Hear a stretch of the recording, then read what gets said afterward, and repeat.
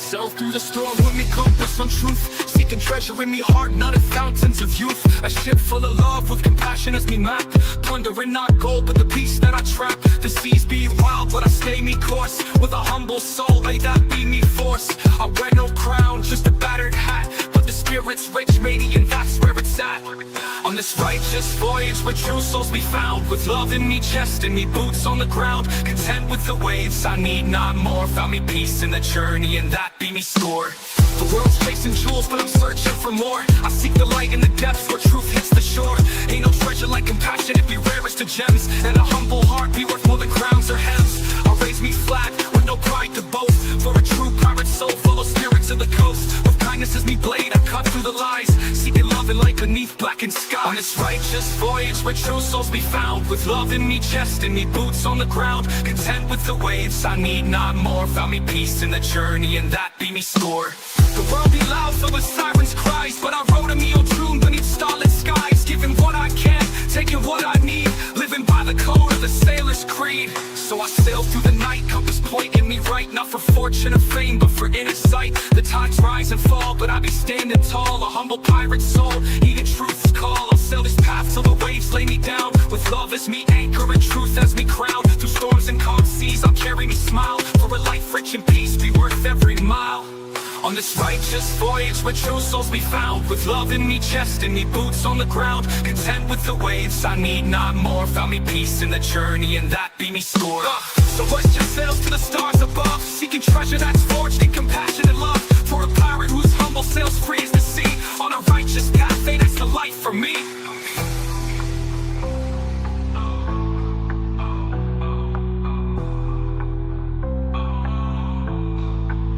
So hoist your sails to the stars above. Seeking treasure that's forged in compassion and love. For a pirate whose humble sails free as the sea. On a righteous path, hey, that's the life for me.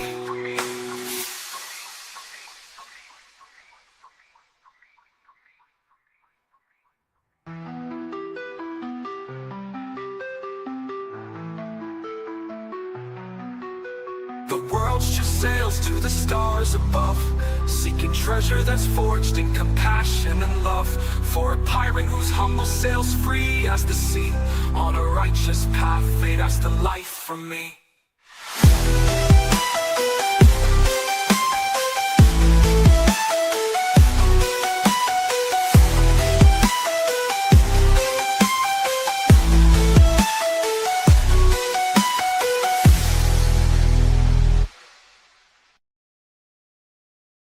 Welcome back, welcome back, welcome back. I am the dust at the feet of God's servants. Only God is special. Welcome back. Alrighty, so yes, now we're chilling. Talking about truth in the shadows. Because that's where usually my YouTube videos hide, in the shadows. So we're talking about truth in the shadows. Truth about anything you want, really. But generally, it'll be truth related. Hopefully about God and all the epicness of God, because he's awesome. He's awesome. You know? Those who believe, drop a 1 in the chat. If you're watching this afterwards, drop a I believe in the comment section at the end of the video. Cool. Yeah, so no real structure to this stream. Like there's no subject matter that we'll be discussing exactly. I wanted to do this because I wanted to be a bit more free to just chill out and do what I want, because yeah, a lot of the streams I'm always trying to teach or trying to focus on a particular subject. I wanted to just chill and let it flow, just see where it goes, you know what I mean? But before we do that, I am going to play a quick video. If you just watched the previous stream, if you haven't, go watch it now. We discussed the whole thing that happened in America with the helicopter hitting the plane. And I just saw this little thing now while I was having a little break. I had something to eat. I was hungry. Not even hungry. I was just cold. And I thought hot food will warm me up nicely. And it did. Very nicely. So I am ready to chill for a bit. And we're going to watch this video first. So yeah, this was a news report I just noticed a few minutes ago. I've quickly watched it already. But I thought it would be good to share it since we've already had our discussion earlier. This video was actually posted 9 hours ago. 9 hours ago. So I'm surprised that Trump didn't watch this video before he did his press conference, but it is what it is. And I'm sure there must have been people, the military around him, saying that, hey, look, it was probably the military's fault. It wasn't the plane's fault. It wasn't the air traffic control, ATC. It wasn't their fault. It wasn't diversity's fault. Although diversity is an issue, not having diversity in life. Having diversity in life is great. It's about having a hiring policy that's based on diversity. That's a load of bollocks. It should be based on whether you are good for the job or not in regards to diversity. And it's also not meant to be about if the face fits. So if you have like a 90% white company, 95% white company, you don't go, oh no, we don't want more brown faces because we like the white face. Yeah, it's basically cutting out all that bullshit. That would be good. But in regards to what Trump is saying that apparently the ATC having diversity quotas is the reason the plane went down along with the helo. So we're going to watch this little news report from Sky News in Australia. So we'll have a quick listen. See what's happening in Gaza. We know what's happening in Washington, D.C., which is that the sun doesn't come up for another little while, but we know that an awful lot of people have died, and they died in a collision between the Black Hawk helicopter and a small plane with about 60 people on it that was flying from Kansas to Washington, D.C. Byron Bailey is a man who is well known to viewers here on Sky News. He is a former pilot, or he's a pilot. You're always a pilot. I think that's the case, like being an Olympian. You are forever. And I wanted to reach out to him about the experience and some of the technical stuff here, because the tragedy is all very obvious. Byron, give us an idea. When you're piloting an aircraft, before we get into the specifics of this aircraft, and something's flying towards you, are you putting trust in the tower to tell the thing flying your way to get out of the way? Or at what point are you able to use the controls to go up, down, left, or right? Well, that's a tricky question, because you're never going to be in that situation. If you're above 1,000 feet, you've got a thing called TCAS. It's collision avoidance system, traffic avoidance system, and it will tell you to climb or descend. And that's what happens in controlled airspace with aircraft that are equipped. Just clear the air, by the way. Former fighter pilot. There we go. 777 captain. I'm flying private jets still. So he's still up and away. That's the main thing. He had to give his CV in. He had to just make sure, former pilot, but military pilot, but currently flying commercially, just to get it right. I'm surprised how cheery this guy looks, to be honest, while he's discussing this incident, but I guess he's just in a good mood. And it's not a reflection on how he thinks about the tragedy or anything, because he does seem quite smart in this. Okay. Shall we talk about, first of all, the regional airliner? I'll tell you what the pilots did. They flew from Wichita. They were cleared for the ILS, that's the instrument approach, on runway 01 at Reagan National Airport. That's quite a busy airport. Not as busy as New York, but it's still a pretty busy airport. Oh, you've disappeared. That's all right. You'll see the pictures that are going away, which are the original footage. So, yeah, they're cleared to land in there, yeah. And turning right, and the bright object you could see it's about to explode was the airliner. And what happened was the airliner was coming in on an instrument landing system for runway 01, which is the long runway at that airport. They then asked to sidestep right onto runway 33, which involves a slight jig to the right, and then turn. If you want to know what he's exactly talking about, watch the previous stream. We watch a video where they show the flight path, and you understand that what he's saying, that they were supposed to go in for a landing at this particular runway, but they were changed last second to just go around the corner and then come back and then come on a different runway.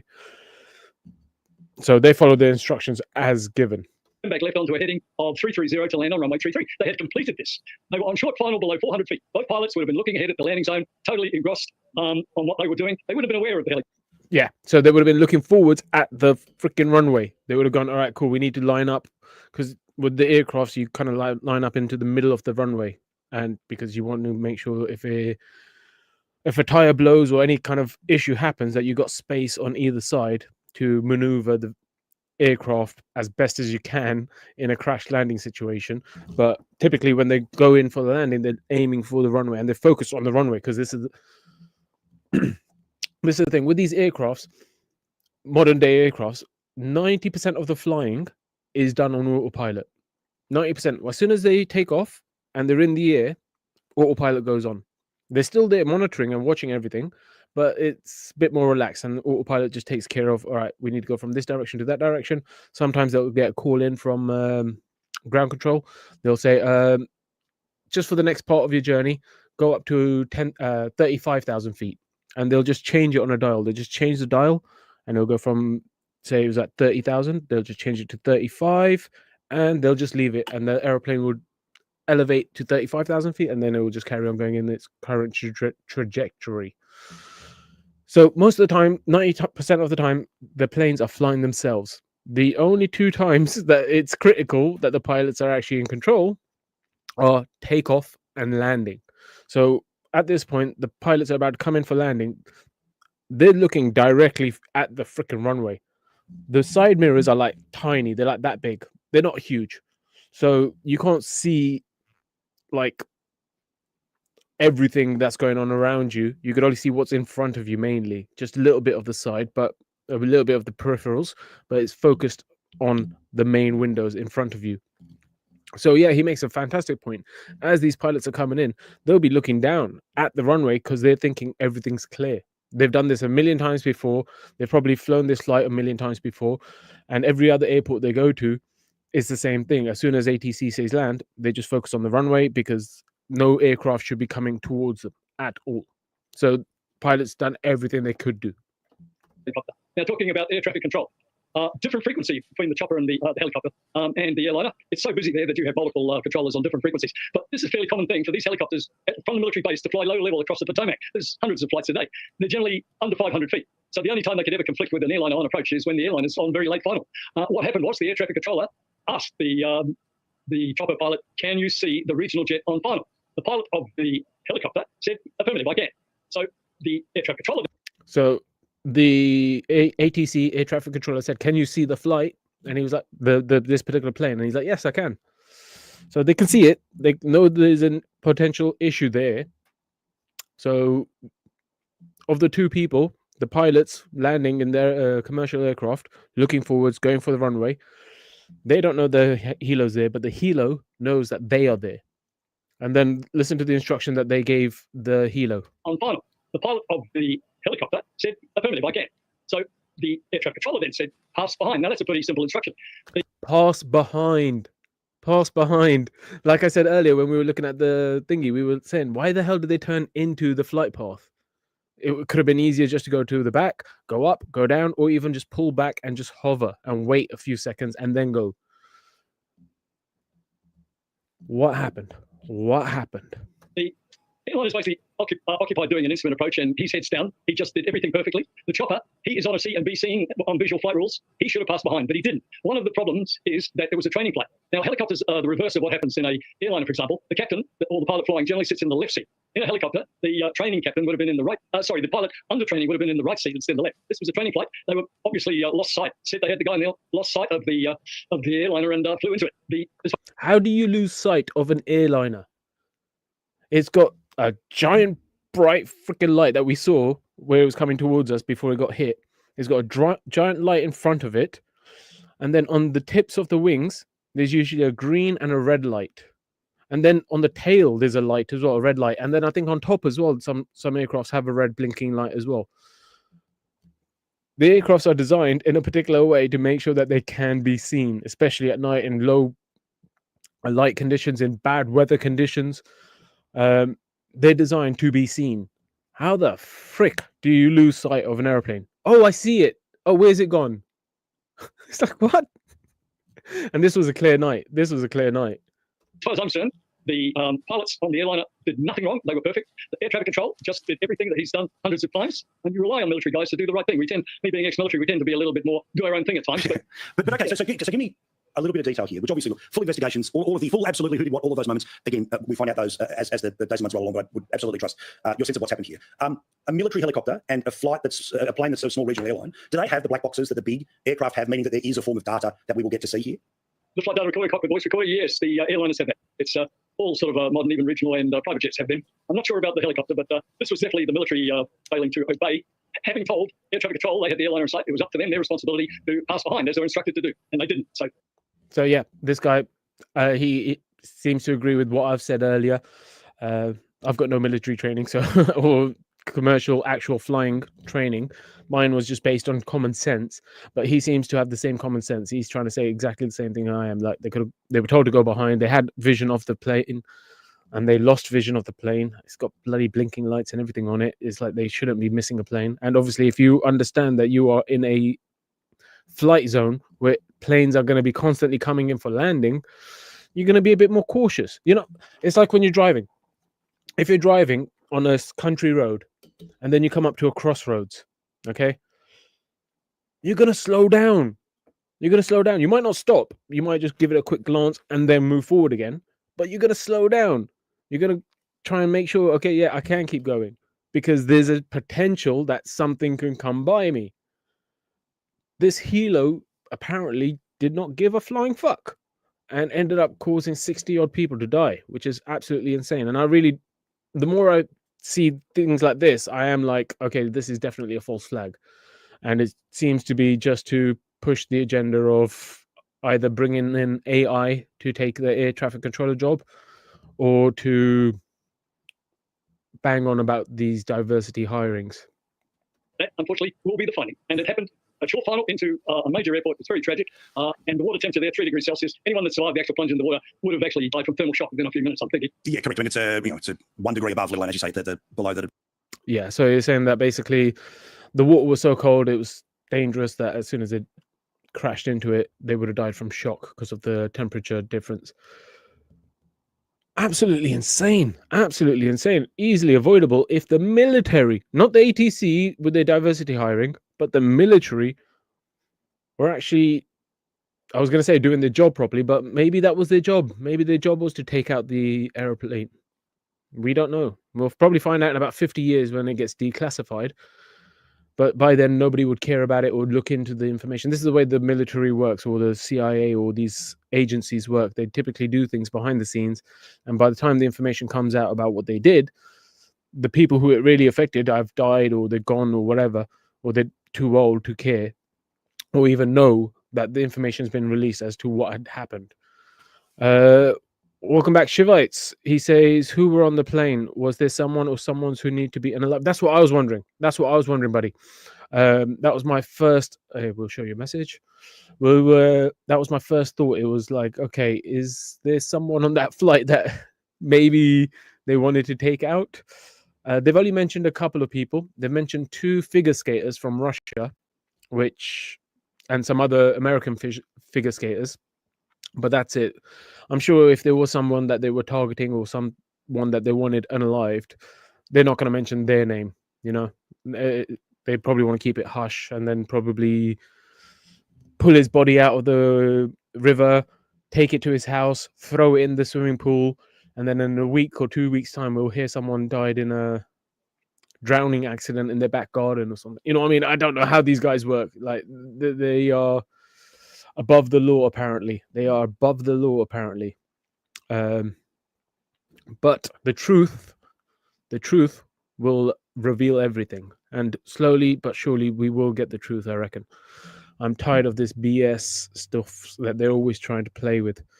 I did also want to have a look at the whooping cough. Whooping cough. It was... I tried looking for it yesterday on Google, but I couldn't find it. But it's this thing that the American military ended up spraying whooping cough over the southern part of America for some particular reason. I can't remember exactly what it was. I watched this little thing a little while back. There may be a bit of false information in there. It may be true, and it's just hidden information. This is the thing. I can't see it at the moment. Let's ask Google about Google AI. Please list all false flag in America.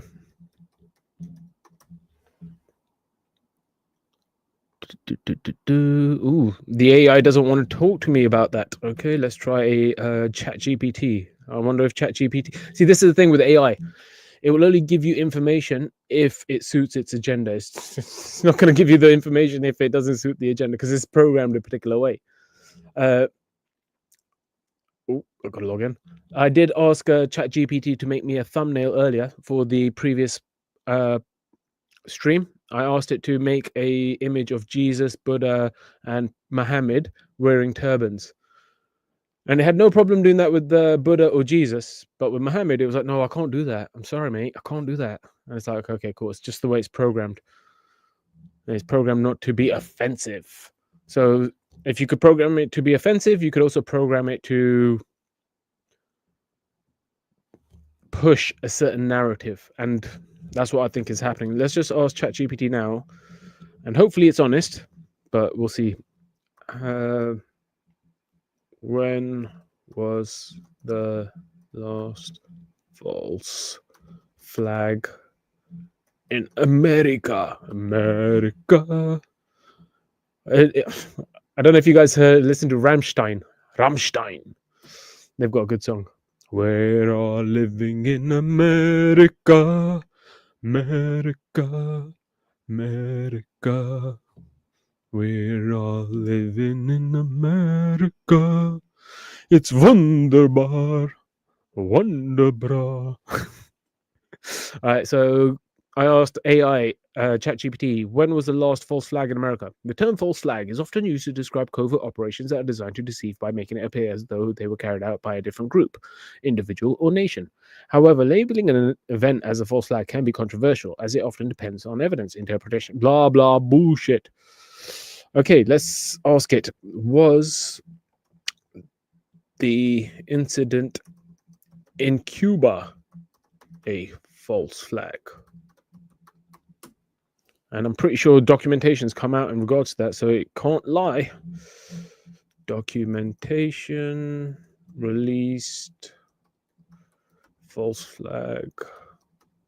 Yeah, I can't spell false. False flag. Cuba. Operation Northwoods. That's what it was called. Let's see if ChatGPT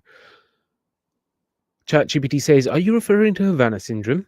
Incidents in Cuba where US diplomats and intelligent officers reported strange neurological symptoms, including dizziness and headaches. And no, that's not what I'm talking about. No, I am talking about Operation Northwood. Let's see if it comes back with, oh, that thing.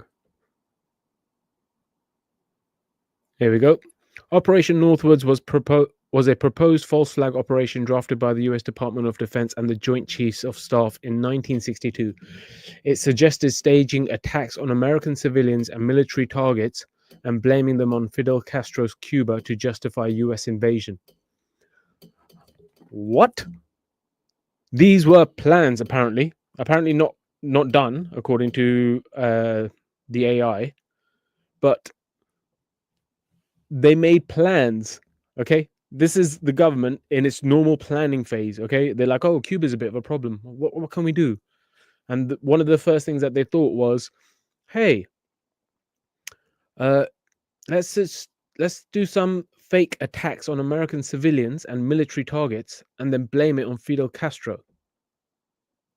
That was a plan, declassified, legit. Project Operation Northwoods. Is there any evidence? I doubt ChatGPT is going to actually give the truth. Is there any evidence that a false flag has been ever carried out? It'll probably come out with, oh yeah, in this country, in this country, in that country, all the Muslim countries or the poor countries, it'll probably list. But not America. Ooh. Okay, cool. I freaking love this. Oh god. So literally I just said, yeah, they probably, ChatGPT will probably give me an answer, but it won't be about America. It'll be about other countries, you know.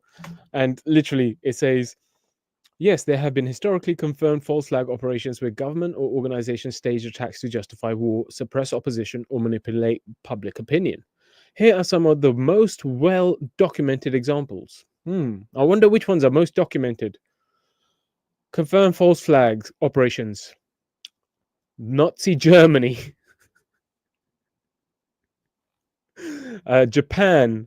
Israel. Nazi Germany again. And then a bunch of other ones that are disputed, which are, wow, they actually listed 9/11. Interesting. Yeah, so they're saying that in Nazi Germany, what happened? Nazi forces dressed as Polish soldiers attacked a German radio station. They did this to invade Poland. So they dressed as Polish soldiers and then attacked the German radio station so that they could then invade Poland. That one, obviously, they've well documented it. They could confirm that's 100% a false flag, and that's there was no real Polish people that actually attacked this German radio station. No. It was an inside job. That they can confirm. Japan. What happened? Japanese military operatives planted explosives on a Japanese-owned railway in Manchuria and blamed Chinese dissidents. Why? To justify Japan's invasion of Manchuria and expand their empire. So that one, we can confirm, that definitely happened. Well documented. And Israel, what happened? Israeli agents planted bombs in American and British targets in Egypt, hoping to blame Egyptian nationalists and prevent the US and UK from improving relations with Egypt. Why? To keep British control of the Suez Canal and undermine the Egyptian leader Gamal Abdel Nasser. And once again, that's 100% confirmed. Yeah, that's real. But they're not mentioning anything in America, nothing in Britain, nothing in the Western powers. I'm surprised they mentioned Israel, to be honest. But I guess back then Israel wasn't an ally. So I wonder why they mentioned Israel. Well, I think right now the relations between Israel and America are a bit choppy, aren't they? Israel and American relations. Relations.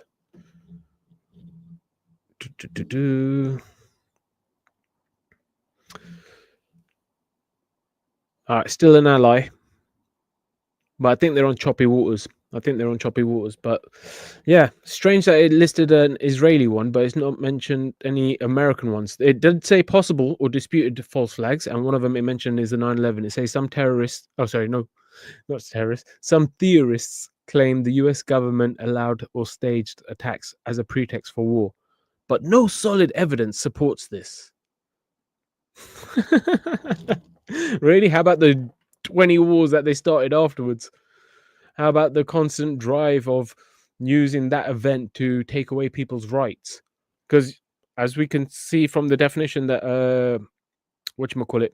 ChatGPT gave, it says historically confirmed false flag operations where governments or organizations, so not just governments but organizations, staged attacks to justify war. So they got their war after 9/11. Suppress opposition. They managed to suppress the Muslims. And manipulate public opinion. Yes, they managed to manipulate people into giving up their freedoms.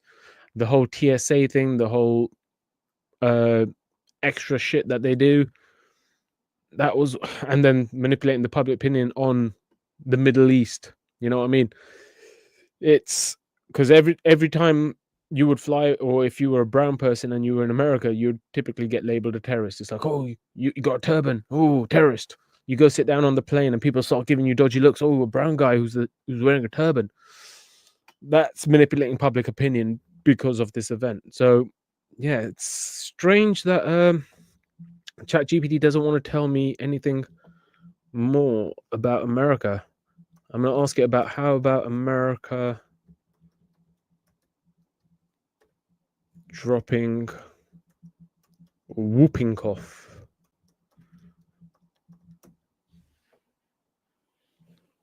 Let's see what it says.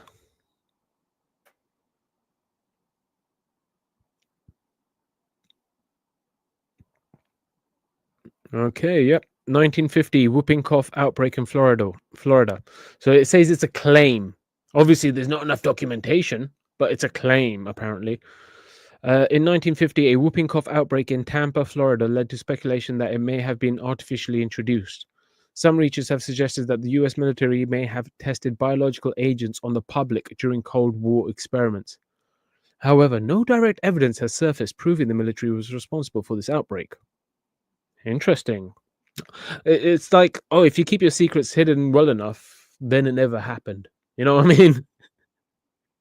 But I think nowadays, with the modern age and the fact that communication is so easy to do, and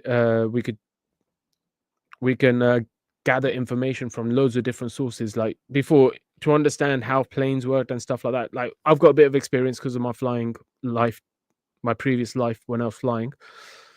But if I was to look at that as a complete novice, where I'm just going to work 9 to 5, all I've ever cared about is stacking shelves. All I've cared about is stacking shelves and having fun and drinking and partying and all that stuff. And then I watch the news, and then the news tells me that, hey, this plane hit this helicopter and it's probably ATC's fault. I'd probably believe them because I haven't done any of this thinking for myself. I haven't experienced life. I haven't tried to figure out things for myself. I'll just go, yeah, it's fine. It's sad, but they know what the problem is. It's the ATC and the diversity hiring. That's the problem. And then they'll go off and they'll argue with the left-wing what's the word I'm looking for? How do you say, not compatriot, opposite synonym. No, I can't think of the word. But basically, you know what I'm saying. They never mention. They will go out and then they'll argue with their opposite party. So if they were a right-wing supporter, they'd argue with the left wing. If they were left-wing supporter and something happened that they believed in the news, they'd go argue with the right wing. And this is what I've said on a previous stream. They want you guys to argue amongst each other. Because if you're too busy arguing amongst each other, you don't realize where the real problem lies. I'm not pointing at God, by the way. Although some people might say that God is the devil is the problem. But yeah, I'm talking about the people in charge when I do that. The people in charge are the ones who are pulling the strings. You know, according to ChatGPT, not just governments who do false flags, but also organizations. That's what it says. What did it say again? It said it right here. Where governments or organizations staged attacks. So yeah, I am not buying this whole thing at the moment. I really do think that this whole thing was a false flag. It could be to unalive someone, like I originally thought might be the case, and like Shivites was saying. But I think more than likely, because to unalive someone, they could do this in a million different ways. They could inject them and cause a heart attack, and be under the radar. To take out an entire plane in order to just unalive one person seems a bit extreme. Although it's happened before. But in this situation, I think it's more of the whole wanting to introduce AI as a replacement for these safety situations, and that's worrying to me. Because soon it'll be like, oh, do you know what? Do you know who else makes mistakes? The people who answer the phone on the police lines. They also make mistakes. So we're going to replace those with AI. And it's like, before you know it, all your emergency services are being replaced by AI. And then if the government decides that, hey, do you know what? We're going to unalive this guy, and this person then tries to call the police or tries to call for help or anything, it's like they could just go, nope, not accepting that call, or just delete that call or refuse that call. Like when you have AI, it's always about how it's programmed. Okay. And if as humans we are not benevolent, if we as humans aren't fair, if we aren't holding justice to the standard it needs to be, how the hell do you think that a computer programmed by a human being is going to be fair or just or anything like that? It's going to be whatever the hell the programmer wants it to be. There's a lot of situations where they talk about how the government has access to all this software that can penetrate your phones. Like right now, they could probably see me through my phone, especially if I'm talking about them a lot. They could probably see me. There's things about how they've got software that they can access everyone's phones. They can use them all as microphones, and they could pick up everything that's going on, all the chatter. And this is where they get their intelligence from, where they're spying on their own, which is what Edward Snowden was saying. Edward Snowden got sent to prison for this. Well, I think he ended up getting sent to prison in the end. He was released from Sweden. I think he was in Sweden for a while. Ed Snowden. Where is he now? He became a naturalized Russian citizen in 2022. Okay, yeah. So he had to flee America because he told the world that, listen, the government, American government, is spying on its people. I think it was using the Patriot Act in order to do this. So he told the world, listen, your government is spying on you, and it's against your constitutional rights. It's against any kind of common decency. And it's not just because you're a target that they're spying on you. They're just spying on anyone they feel like. It's worrying. It's worrying when you have people in power with these kind of tools in their hands, AI, these softwares where they can access your phones, where they can delete you from ever existing because everything's digitalized nowadays. It's absolutely insane. So we need to be a bit more understanding that they aren't the good guys. They are not. They're supposed to be the good guys. The government's supposed to be the good guys, but they don't act like it and they don't behave like it. They seem to be very self-centered and they seem to have an agenda. You know, everyone was it Big Nose on Big Nose's stream and on Chris's stream, they both seem to think I have an agenda, and I'm too busy pointing at the people at the top, going, "No, they have an agenda." Maybe the people at the top asked Big Nose and Chris to start channels. Maybe misinformation. You know, don't think about God. Don't think about that stuff. No, don't worry about that. It's just logic and reasoning. And if the government's giving you a good reason, it's fine. It's good. It's logic and reasoning.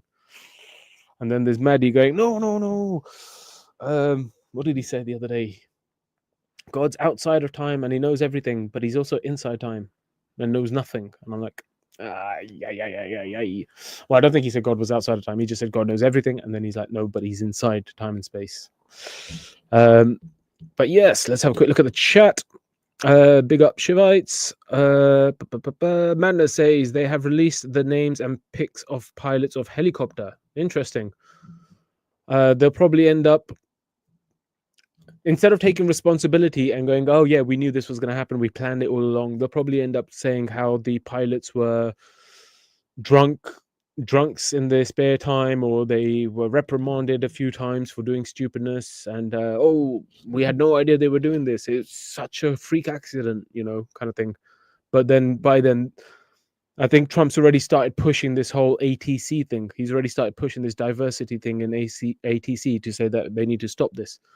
So by the time the investigation is over and they realize, yeah, it was all the pilot's fault, the helicopter pilot's fault, the military's fault, I'll be like, oh, it's the military's fault. But, you know, we've kind of already pushed these laws and we kind of need to push these laws and kind of change this and change that. So it is what it is, you know, here's the new laws, live with it. That's how false flags work. That's how false flags work. It's never just directly, boom, A to B. They love to do a bit of subterfuge because they want to make it as hard as possible for anyone to kind of see the bigger plan. Shivite says, these demons burn down the homes of Hollywooders to cover up Pedo Diddy's friends. Oh, do you reckon that's why they did that? What, crashing a plane to them? Exactly.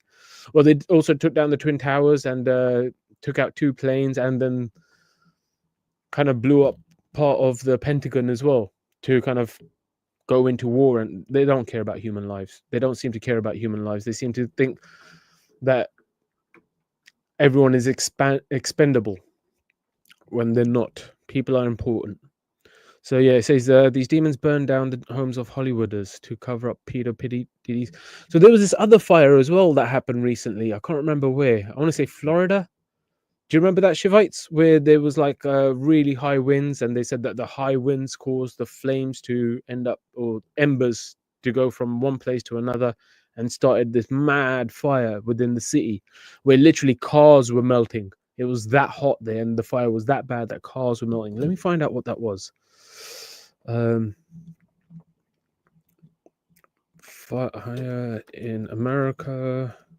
Cars melting, because a lot of people had conspiracy theories that they were using beam technology, like laser technology, to kind of like cause the fires. California wildfires, cars melt from the heat.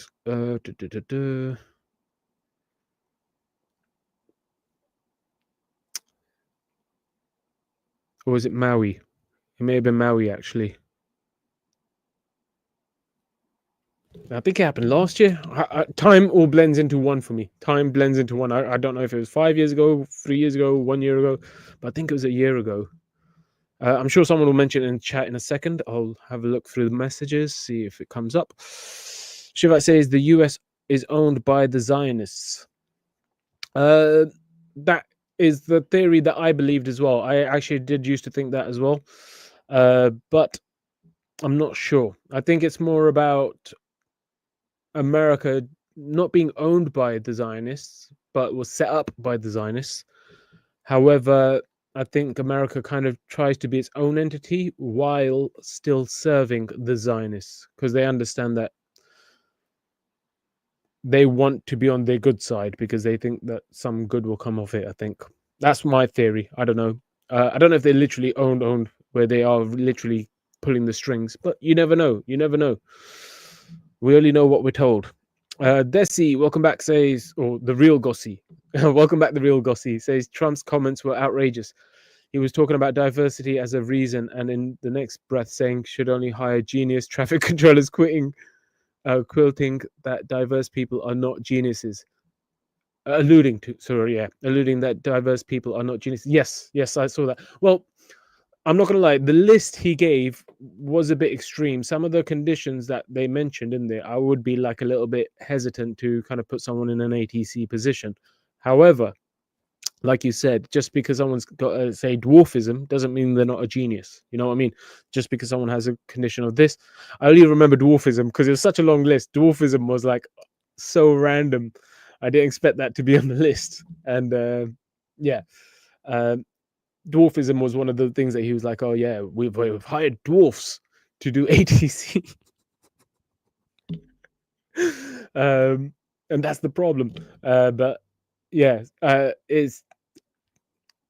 you can't have geniuses. But this is why I think that he's going to push the AI thing. He's going to be like, we cannot find the perfect geniuses where they are always going to be good. So what's the next best thing?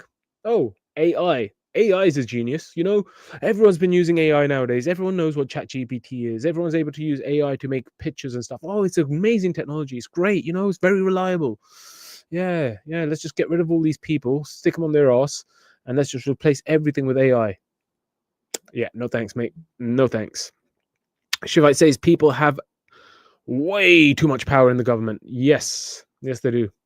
But like I said in the previous stream, if you don't remember, I will play the video that I showed on the previous stream in regards to how much power we have. Do you know what? I might actually rewatch this movie. Yeah,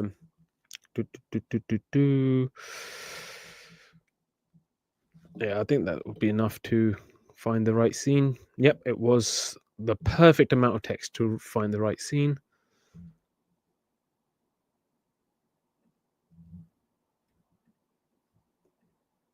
Okay, and sharing my screen now.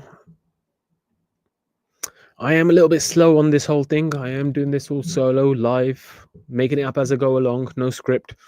But it is what it is. Here we go. Was that ant that stood up to me? Yeah, we can forget about him. Sorry, it's just a bit too quick. Let's go regular speed.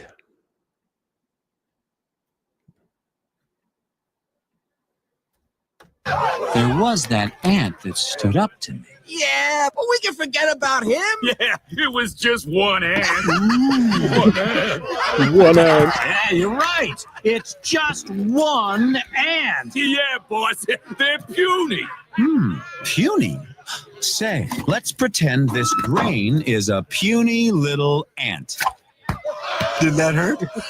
Nope. Well, how about this one? Are you kidding? Well, how about this? Such a powerful scene. And the look he gives.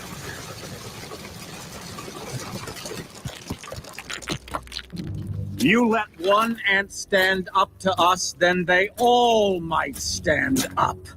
Those puny little ants outnumber us 100 to 1.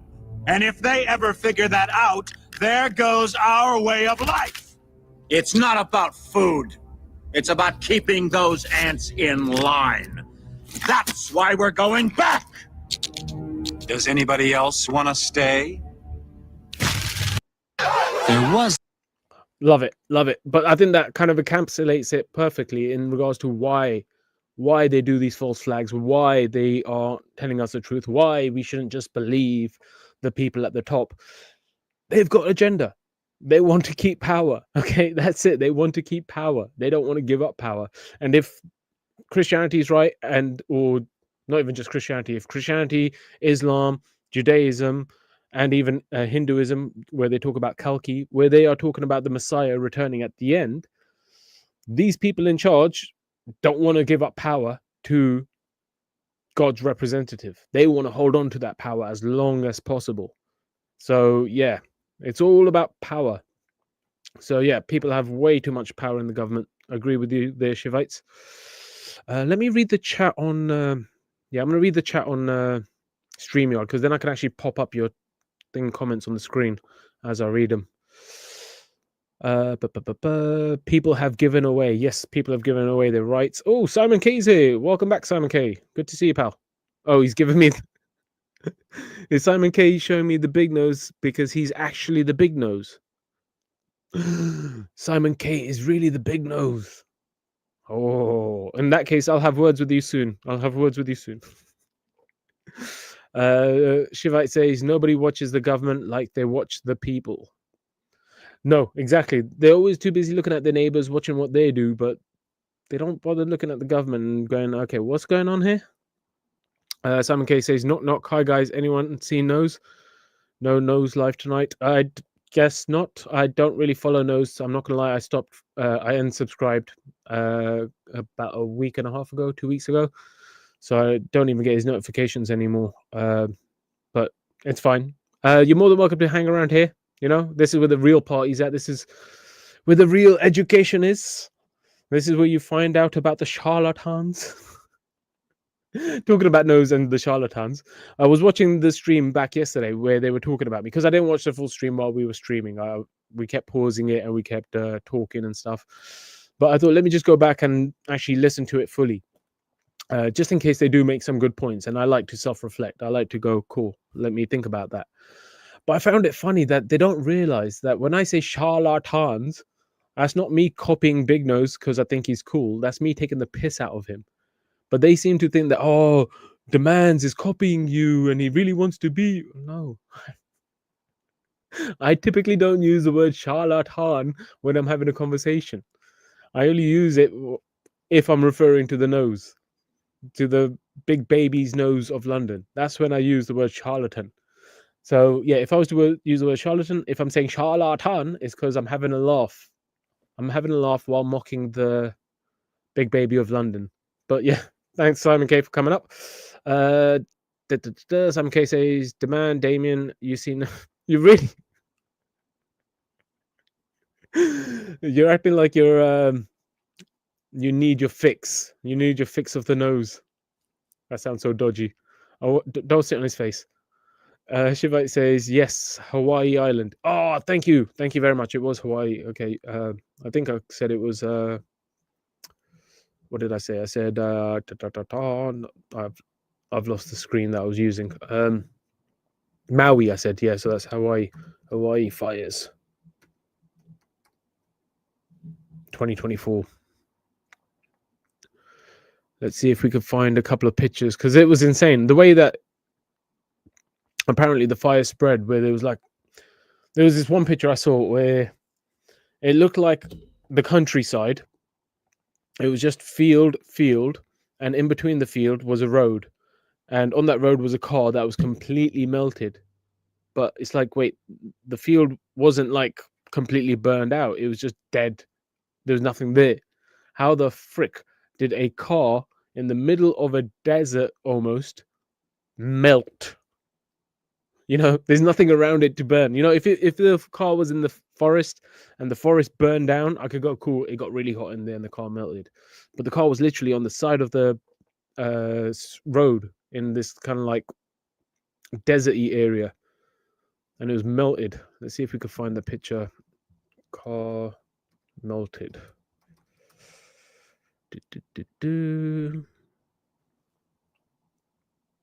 Yeah, okay. Like this image here. Presentings, share screen. Yeah, look at this car. Look at this car. There's nothing around it here there's nothing around it that you could say was burning and caused the car to burn. You know what I mean? What the hell caused this car to burn? Where it's right next to it's got water on one side and it's got the road on the other. And I'm pretty sure that would have been a pretty big road. What the hell caused it to burn and melt? Like that is seriously. Let's see if we could find the one that I saw in the. I think this was it. Yeah, look at that. Look, trees, no problem. They're fine. They're not burnt. This grass bit, fine. This bit, fine. The car melted, burned to a crisp. I don't know. I don't like to believe in conspiracy theories because they're usually conspiracy theories, and a lot of it is disinformation. But when you see things like this, you're like, what is going on? Like, seriously? You expect me to believe that just a fire got out of control because of some wind that blew some embers, and then all of a sudden cars are burning and melting, and yeah, it's insane. Simon K says, you guys don't mind if I hang out here for a while? No, you can come chill out. No stress. Yep, grab your tea, chill on the sofa, do your thing. You can add comments, you can not add comments, you can do what you want here. There is no specification for you needing to pay any subscription fee to hang out with us. I say us, but it's usually just me here by myself. But yeah, there's no subscription fees that you need to pay to hang out here. You don't have to come up on stage and show your face in order to hang out. You can just chill out backstage, do your thing. Shivite says, if they didn't, they would have the support of the US and the UK. Okay, I think that's in regards to Israel. If they didn't, they would not have the support of this. Have the support the US and the UK. Yeah, I think that was about Israel. Let's have a look. Shivite says, apparently the color blue is not affected by directed energy weapons. Also, blue is high capacity light too. Small wavelengths. Smaller the space, higher the capacity of energy. Yes, I heard something similar to that. I heard some people starting to put blue kind of like plastic or something on top of their roofs. And I think they started doing that in China as well. Let me have a look at that. The thing is, you hear so much, you never know what's 100% true. But yeah, I've heard something similar to that. Chinese blue roofing protection.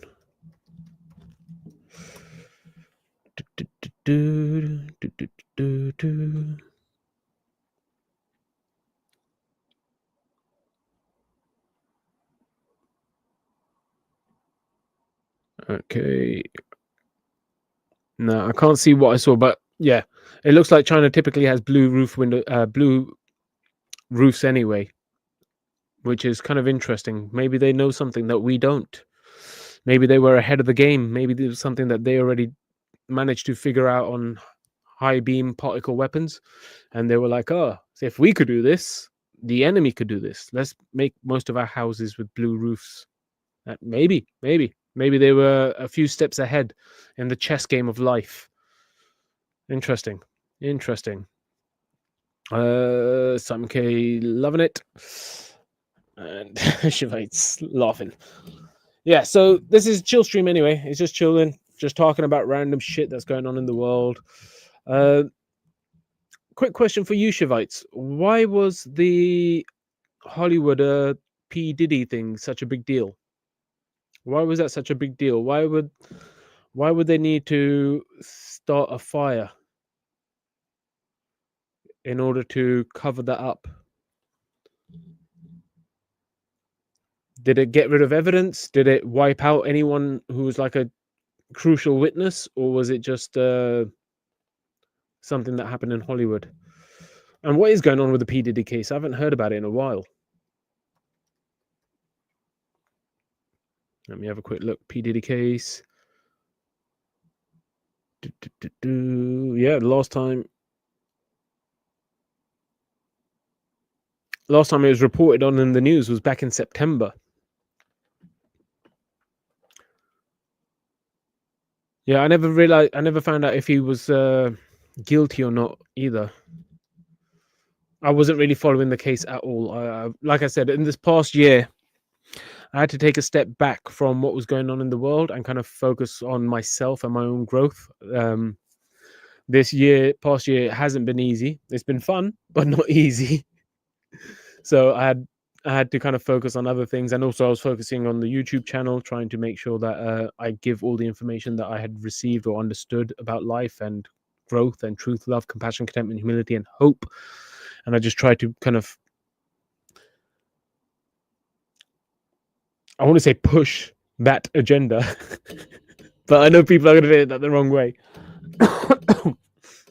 But essentially, I was trying to push my agenda of getting people to think for themselves, get people to not just connect with God intellectually, but from the heart. And like I said, on many a stream, that would be through an experience, a personal experience, while you're walking the path of truth, love, compassion, contentment, humility, and hope. So yeah, for the past year, I did not pay much attention to what was going on here.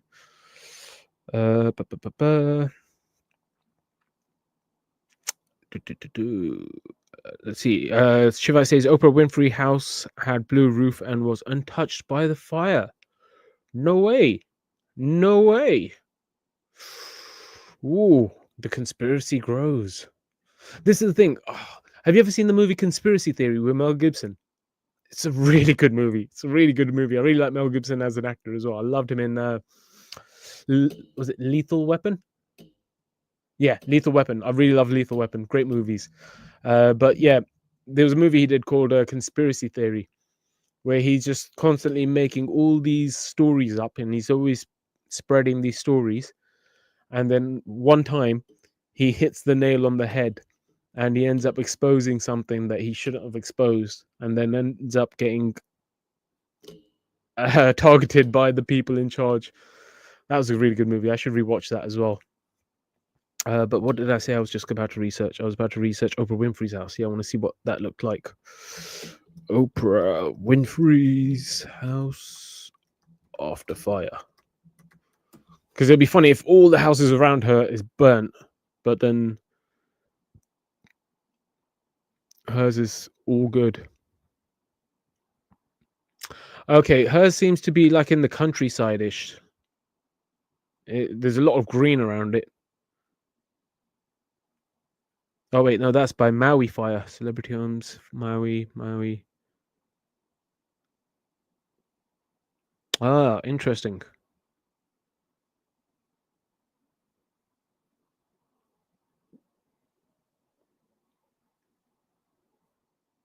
It'd be interesting to see if there was any other homes in the countryside that were burnt down to a crisp.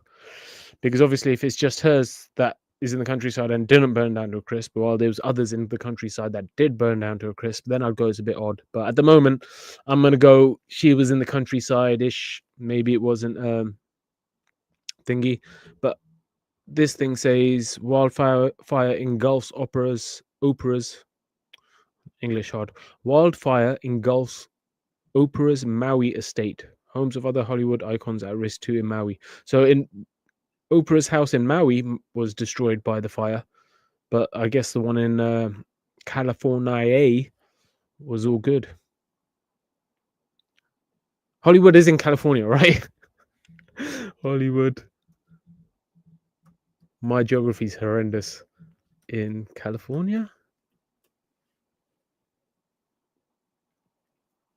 Yes, it is. California, Los Angeles. Cool. I'm not just making shit up.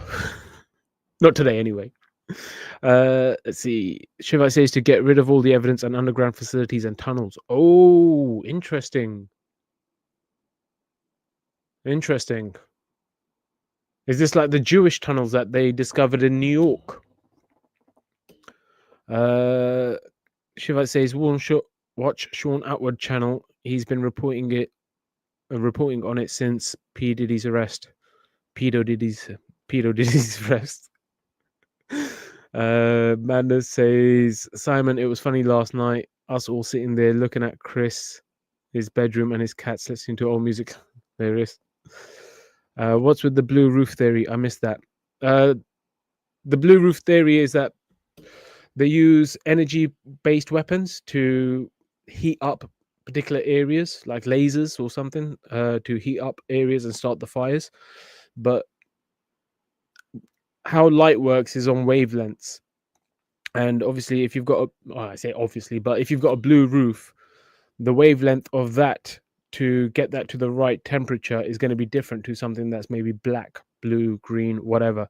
So maybe the thingies, the laser or the high beam particle energy weapon is, I want to say, programmed in a particular way to give a certain wavelength emission, but when it hits blue, it's kind of negated.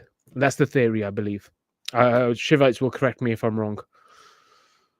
Shiva says all the building of the Scientology complex in LA had blue roofs and untouched too. Oh, yeah, that. Even if it's not energy-based weapon, well, maybe it is energy-based weapons, and maybe the blue roof does nothing on its own. But if they are using an energy-based weapon while they're looking through a camera, they might be able to go, okay, blue is safe. Like blue, we don't touch. Blue is a unauthorized, what's the word that they use? Unauthorized threat. So don't attack the blue roof houses. And maybe that's just a way for the satellites to kind of figure out which ones are non-targets. Other than maybe it's not just about the whole blue being actually reflective or whatever. But yeah, that's interesting. Simon K says, yes, Damien, did he just leave camera by mistake? Did he appear on stage? It was funny. He had like 5 guests in his home. Should I just leave? I'll leave you guys to it, and you guys, I'll put some music, and you guys could just stare at my couch. I'm not going to go sit on the couch because it's not real, but you could stare at it if you guys really kind of like that kind of stream. Shivite says Oprah Winfrey's house in Maui was untouched. Oh, okay, that's strange because the thing I just saw said it was. There we go. I'll show you what I'm looking at just so that. Present, share screen, share. There we go. Oh, it is from the Hindustan Times, but it says wildfire engulfs Oprah's Maui estate, homes of other Hollywood icons at risk too. And that's the picture they have. But I don't know if that's literally her house or not, because I don't know where they live. And I don't know how accurate the news is, because the news is constantly lying. So it is what it is. This doesn't clear anything up for us. But yeah. Let's have a look. Simon K says, wow, wild theory. Possible, I guess. Yeah, there's a lot of theories out there. There's the theory of them being able to control the weather. There's the theory of them being able to cause earthquakes. There's theory of these energy-based weapons out in space. There's theory of like using sound waves to kind of like cause sicknesses in people. There's a lot of different theories. Oh, and also there's like the chemtrail theories, the chemtrails, them spraying chemicals above for the last 20 odd years to either do weather manipulation or to poison people.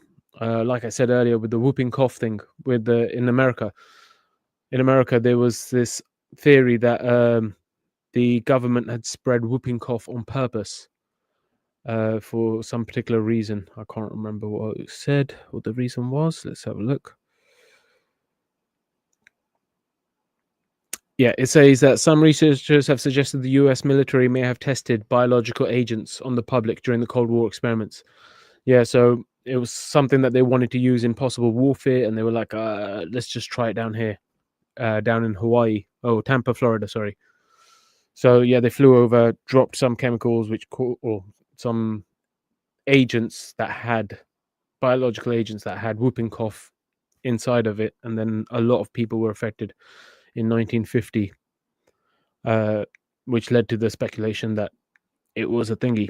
But then, once again, like I said, apparently no evidence, because they're too busy shredding it all straight away. Because apparently all the other countries do false flags, but not America. Not America. Not the land of the free and the brave. No. Do you know why it's called the American Dream? And this isn't my joke, by the way. This isn't my joke. It's George Carlin's, I believe. Do you know why they call it the American Dream? Because you got to be asleep to believe it. Oh, George Carlin, such a legend. Madness says Simon, he passed the camera and said hello, but no more. Okay, cool. Everyone's just saying hello to each other.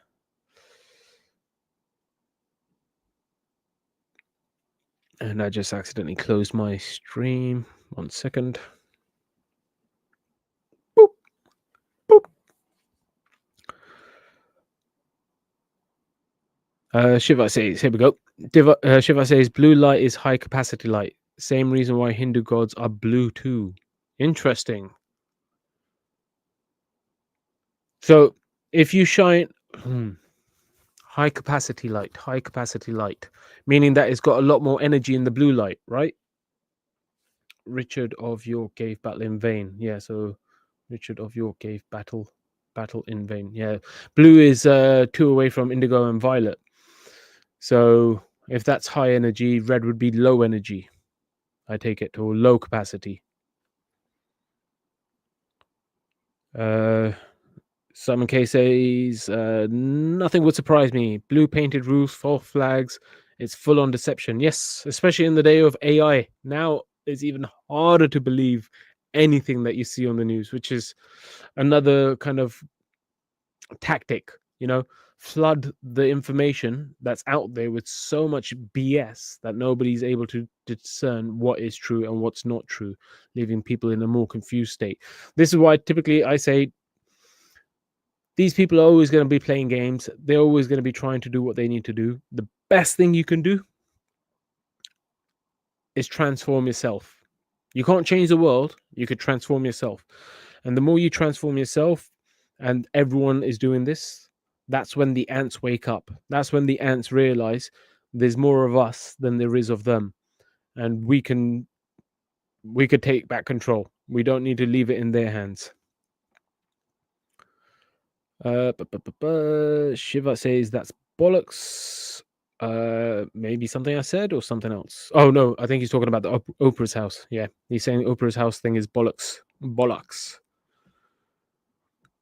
Simon K says open season, and he says, you guys heard of Admiral Byrd 1950s experiment? Reckons he's seen a mammoth in Antarctica. Yes, I've heard of that. That was Project High Jump, if I remember correctly. That was them trying to go over the ice wall that surrounds us. That's one of the evidences they give for the flat earth theory. And let's see if we can find a conversation, because that was a really good interview, because they showed the interview on TV of him, Admiral Byrd, talking to the presenter as if he was talking about something else that's going on. Admiral Byrd, Operation High Jump. Let's see if we can find the actual.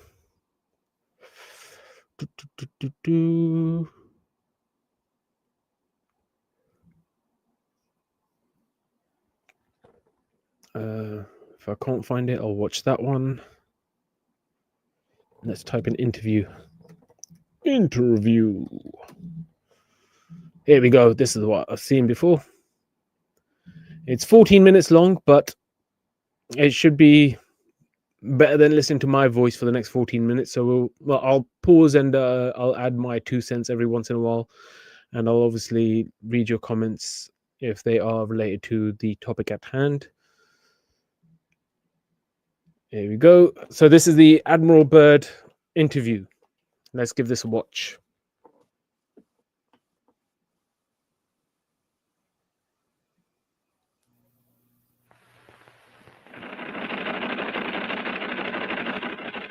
It's time for the Longines Chronoscope, a television journal of the important issues of the hour, brought to you every Monday, Wednesday, and Friday. A presentation of the Longines Whitnor Watch Company, maker of Longines, the world's most honored watch, and Whitnor, distinguished companion to the world-honored Longines. Good evening. This is Frank Knight. May I introduce our co-editors for this edition of the Longines Chronoscope?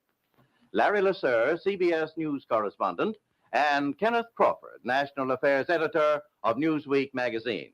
Our very distinguished guest for this evening is Admiral Richard E. Byrd.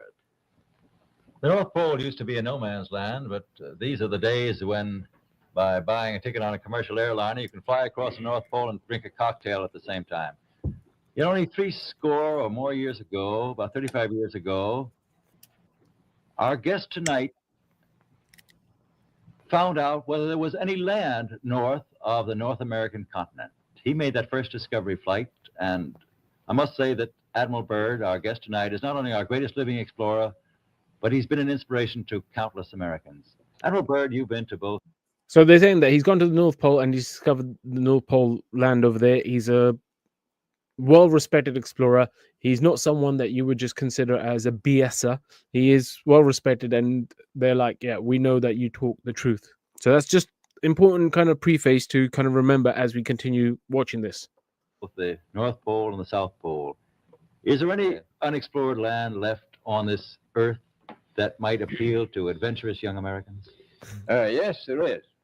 And not up around the North Pole, because it's getting crowded up there now, because they find out it's really usable, not only to live in, but militarily. But strangely enough, there's left in the world today an area as big as the United States that's never been seen by a human being. And that's beyond the pole on the other side of the South Pole from Middle America. And I think it's quite astonishing that there should be an area as big as that unexplored. That's a tremendous So challenge. there's a lot of adventure left down at the bottom of the world. Well, Admiral, do you hope to see that? I do. Well, Admiral, Yeah. would you say that since you've been to both the extremities of Earth, are these expeditions to such far-off places, are they getting easier because of modern techniques, or is danger still close at hand? Well, it's a little risky, but nothing like it used to be with the old slow planes and the small cruising radius where we had to put down bases. We replaced the dog teams, and of course that was a big improvement. But now the planes go much faster and they are safer, and they have a much bigger cruising radius. You haven't got the danger of a terribly heavy load. Admiral, an expedition to which I believe you're the advisor is now en route. What is that expedition doing? Well, that's the icebreaker Atka, and it's a reconnaissance expedition. It's going down to the South Pole area to make certain observations and to look for some bases. They will be back in April, and they will report back, and upon the information we get from that undertaking, we will base the bigger expedition that's to follow. So they're going to go South Pole, towards the South Pole first, and set up bases, and then they're going to come back with more reinforcements, and then use those settlements that the bases that they've created, to then use as a platform to then continue onwards. So they're already like, this is 1950s, I want to say. Let me just have a quick look. You might say in the description. I can't. Nope, it doesn't say in the description, but I think it's around 1950s. I'll have to double check. Admiral Byrd.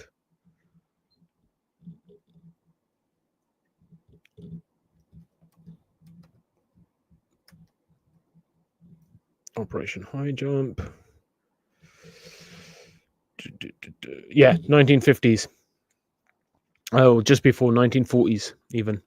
But yeah, so they were going to go there first, set up camps, and then they were going to come back, and because they knew that they were going to keep on exploring. It's not something that they're just going, oh, look, it's just ice, nothing but ice here. Cool, let's go back. They're like, no, let's investigate. Is that very definitely planned, or is that... That is being planned right now. So I'm willing to say to you that there will be number of expeditions that will follow, I think, year after year, at the bottom of the world, because the government has really become interested. Well, Admiral Byrd, I can understand, I think everybody can, the interest in the North Pole because it's so near our greatest challenger, Soviet Russia. But why this interest in the bottom of the world? Nobody living down there, is there? No, it's pretty cold. There's only one permanent resident, that's the emperor penguin. The little ones live further north. I tell you one reason they're interested. It's by far the most valuable, important place left in the world for science. That's why the scientific groups all over the nation are really interested. But more important than that, Why is it the most important place for science? Why is it the most important place for science? Interesting. it has to do with the future of the nation, those to come after us, or even during your lifetime. Because it happens to be an untouched reservoir of natural resources. And, as the world shrinks with an ever-increasing acceleration, far-flung places, once useless, like we thought the North Pole was, and no man's land, become very useful. The bottom of the world will be important, not only to us, but to our allies. Not only to us, but to our allies. So I can understand America saying that it's heavy in resources and then we could extract those resources and then it'll be great for us. But why would it be great for the allies? Also, the question here is, well, I guess it's about 1940s after the Second World Wars happened. But the other thing is, these resources that Antarctica has, nobody's allowed to touch them. There's a ring of military, a fleet of military boats that kind of circle Antarctica and don't allow anyone to go down there unless you're with a scientific expedition. And once again, conspiracy theory, going into conspiracy theories, there was this theory that Hitler actually didn't kill himself. He actually fled to Antarctica. And when you think about the timing of this, towards the end of the 1940s, after the world wars ended, they've decided that, hey, we need to go investigate this place that we've never bothered to investigate. Seems a bit... But then there's also theories that Hitler ended up in, I want to say Argentina, in South America. But yeah, we'll just keep it going now. It's an interesting conversation so far anyway. I want to ask you, does it have military importance? It has some, and as the world shrinks, it will continue to shrink with an ever-increasing acceleration, thus bringing these places closer. And in the future, I can see a time when it will be very, very important strategically. Well, has the development of air power increased the strategic importance of places like the very much Palma Peninsula, we'll say? Very much so. Even now, if anything happened and we lost the Panama Canal, we would have to control the islands just north of Antarctica, which are part of Antarctica, and between there and Cape Horn. I've heard it said that there are 7 continents in the world, and one of them has never been seen by a woman, and that's Antarctica. Is that actually true? Well, if the Palma Peninsula is an island, as far as I know, that's true. No woman's ever stepped foot upon the Antarctic continent, and it's the most peaceful place in the world. That's a funny joke.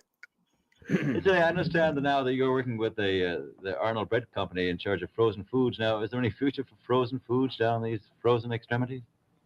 Well, I think the human race can be helped by that. This was thought out by Dean Arnold, who's, in my opinion, a great humanitarian. He learned that we went down there after 4 or 5 years and finished a meal that we had left there on the table when we had evacuated Little America. Everything was perfect, including the bread. So he got the idea of this frozen bread, and already he sent some to Europe, and it worked very well over there for some of the starving people. So you can store it down in the Antarctic and against the lean years, and you wouldn't have any people in the world really starving if you did that. Yes, in the event of an atomic war. You'd stay there forever. Admiral, you speak of the resources of Antarctica. What are they? What are the natural resources there? Well, we've found enough coal within 180 miles of the South Pole in a great ridge of mountains. It's not covered with snow, enough to supply the whole world for quite a while. Well, Enough to supply the whole world for quite a while. Interesting. And they're always talking about how we're running out of fossil fuels. Apparently, they've been sitting on this reservoir since the 1940s. That's the coal. Now, there's evidence of many other minerals. We are pretty sure there's oil. Now, that coal shows the bottom of the well. Now, by far, the coldest spot in the world. Where that coal is gets 100 below zero in the winter. Well, It was once tropical. So we think there's oil there, and there's evidence, probably uranium there. is it any secret? Is there uranium there? That would be the only thing that would be practical to actually go after, I suppose. Everything else would be economically unfeasible, wouldn't it? Well, as we recklessly expend our resources, the time will come when we'll have to go after that stuff down there. Well, you know, I avoided what you said about uranium. I'm not sure about that. I don't want to have the world fighting over the Antarctic. And Robert, is there a competition among other nations to try to get? He slipped about the uranium. So yeah, uranium, obviously, as we know, is used in making nuclear warheads. It's weird, isn't it? It's weird. It's like not sure what the objective was. If it is just exploratory, if it is just minerals, if it is just minerals and exploratory, why is access to the South Pole restricted? Why is nobody allowed to mine there, but they're allowed to do all the experiments that they want? You know what I mean? They're allowed to go over there with their scientific teams and do what they want, but yeah, no regular Joe can go there for a holiday, I don't think. Get information about Antarctica and possibly to secure some of these resources? Well, yes. There are now 7 nations very much interested. Russia is interested tremendously. That I'm sure of. Australia has an expedition down there. The Argentine, the Chile, New Zealand, Britain, and so on. Now, you can understand those people down there being interested because they live down there. The New Zealanders, the Argentinians, the Chileans, and Australians. And so we don't do much about claiming anything. Admiral, you make it sound a little crowded. Are there that many expeditions now there or en route there? Well, you know, as I said, it's the most peaceful place in the world, but I don't think it will be for long because of this intense interest on the part of other nations and this nation. Well, Admiral Byrd, our private... So it's peaceful at the moment, but it won't be for long. I just had to quickly Google, just because I said that you can't go to Antarctica because that's what I read last time. I thought, let me just double check in case it's changed. And it says, yes, you can travel to Antarctica, but you need to get permission and travel with an approved operator. So basically, you need to get a permit from a country that's a signatory to the Antarctic Treaty, and then obviously go with an approved operator, which will allow you to go where they want you to go rather than where you want to go. So you can't go exploring, but they did, and they still do. So that's what I mean. Like, it's very limited. It's like they say about North Korea. You know, they say about North Korea that if you go to North Korea, they'll take you around to the supermarkets that are full of foods, and all like everything looks great. But if you were allowed to travel freely and walk out into the towns, you'll realize everyone's poor, dirt poor. That's what they say about North Korea. And they say, why would North Korea do this? Why would they make you go to these places with the escort if they weren't hiding something? That's the mentality they have when it comes to North Korea. But when it comes to like places like Antarctica, they're like, no, they're just protecting the place. You know, they don't want people to ruin it. Fucking Americans are there. They're gonna ruin it. They ruin everything. Private expedition is a thing of the past. Is expedition and exploration, making expedition and exploration now purely a government function because of the tremendous cost? No, I don't think so.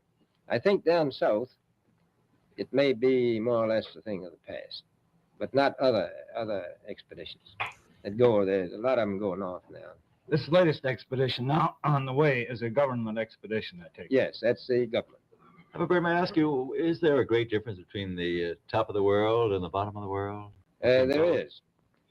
Now, the North Pole is the center of an ocean 10,000 feet deep. The South Pole, the center of a plateau, 10,000 feet high. The North Polar Sea is surrounded by continents that are slightly frozen.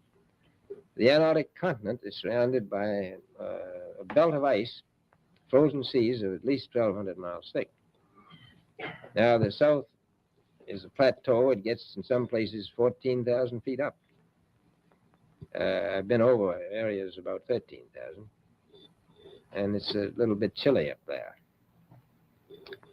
So there's that big difference between the top and bottom of the world. The North really isn't very cold up there on the Arctic Ocean. Not compared to the South. Admiral Byrd, we often hear it said that our young Americans now aren't as hardy as their forefathers. Do you think that Americans do measure up to the standards, the physical standards and morale standards of the past? I do. I don't believe that. I think they're just as hardy. Well, what would you say was the most valuable factor on expedition? Is it morale or physical courage, or is it... It's funny he asked that question because recently there's been a lot of talk about how, what's the saying? Hard times make hard men. Hard men make easy times. Easy times make soft men. Soft men make hard times. They say that's the cycle. But yeah, he's saying that 1940s people were hard. So that's why we're so soft right now. It's your equipment. Well, I've always thought that loyalty was by far the most important trait. The British told me that when I first went down... Loyalty. Ooh. Loyalty. You need loyalty. What's that? Loyal to the secret? Oh. 28. I couldn't possibly get through the winter night without a mutiny if I took more than 20 men. But to serve science, I had to take 42 men. Then I took 56 the next time, and so on. And I did find that loyalty was the most important thing during the winter night when it's very hard on your nerves. I think that's best trait. That's a very valuable characteristic at any time. Well, thank you very much, Admiral Byrd. It's been a great pleasure to have you here tonight. It's a pleasure to be with you. Yeah, it's weird that he says loyalty because of the cold nights. That's strange. It's like, because he's saying that they need to be able to overcome the cold nights. So why would loyalty be the key thing? It should be perseverance or high spirits, not loyalty. Loyalty, it sounds like he kind of had to make up a reason for why he said loyalty, which wasn't the reason. I don't know. It sounds weird to me. But that was an interesting conversation in regards to Antarctica and the possibilities down there. Simon K said something about General Miley. I've never heard of General Miley. I was just about to Google General Miley just to see who the hell that is. General Miley.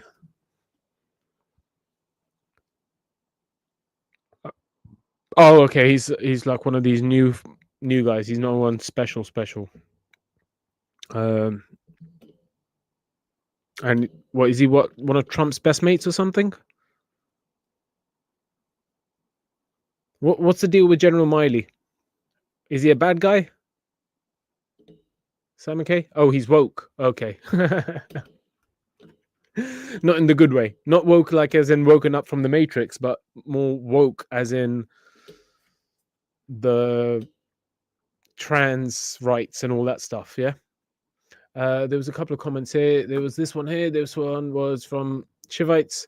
You don't need any of the stuff, just the ether, like Tesla did to manifest electricity without using any different medium or fuel to power it. Shivites, where do you get the ether from? Where do you get the ether from? Or is the ether constantly around us? We just need to tap into it. And the fake Gossie is here. The fake Gossie is here. She says, I am the Bible bot. Love the scriptures. God word does not return to him void. because she's a bot. Welcome back. There we go. Simon K says Biden's mate. Okay, DEI in the army demand. DEI means dead on arrival. No, I'm joking. It's not dead on arrival. That's DOA. DEI. Is that the Department of something? Diversity, equity, inclusion. Oh, cool. So recently, when Trump made that speech about how diversity inclusion caused the helicopter to go into the airplane, he was given a little bit of a jab to this General Miley, if I remember the name correctly. Was it Miley? Yes, General Miley. Interesting. Okay. Why is a general on the DEI? Why is a general on the DEI? That's weird. You'd expect some kind of school teacher or something, or someone like, you know, in the social services to be in the DEI, not a military person. That's strange. Unless the general, no, but he was wearing a military uniform in the pictures I saw. Yeah, that's strange. Why would you have a military guy in the DEI? Gossi says yes, a bot for God. Well, you're here with the sinners, Gossi. So drop your Bible verses. You know, do your thing. Or do you think that we are so far gone that we don't deserve the Bible verses and that we can never be saved?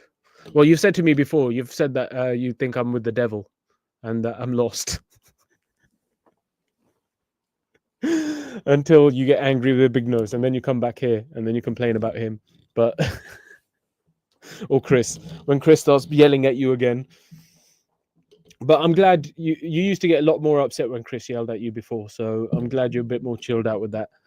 But I do think that you need to be a bit more chilled, because this is turned into the me and Gossi stream, where I'm gonna talk to her about her. Gossi says, you said you don't need them, right, Dee?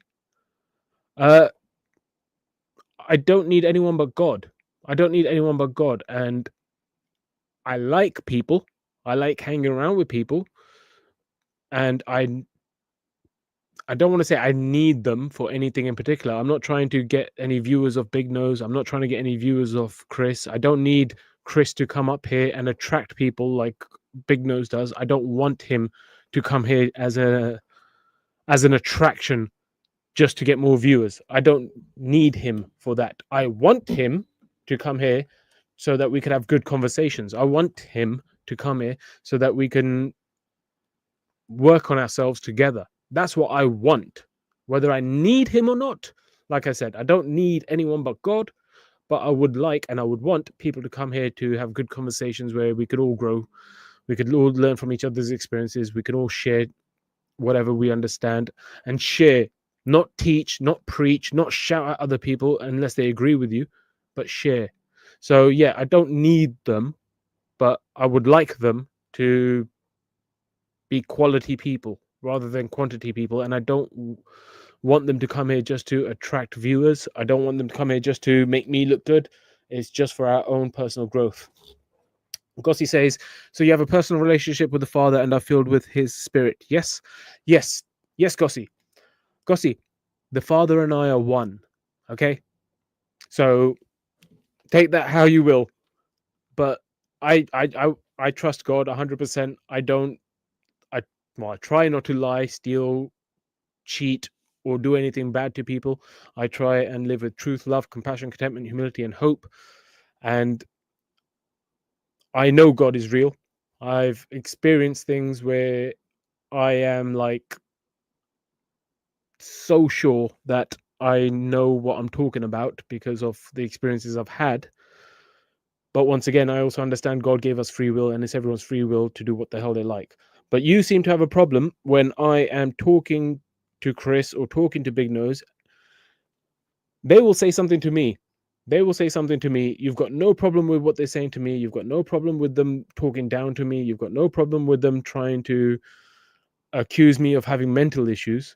But as soon as I tell Big Nose to shut the fuck up, or if I tell Chris to shut up and to chill out, or to go do this or go do that, and go focus on his own thing rather than coming here to shout at me or to shout or talk over my guests, then you have a problem. Then I'm being mean to the nose. I'm being mean to Chris.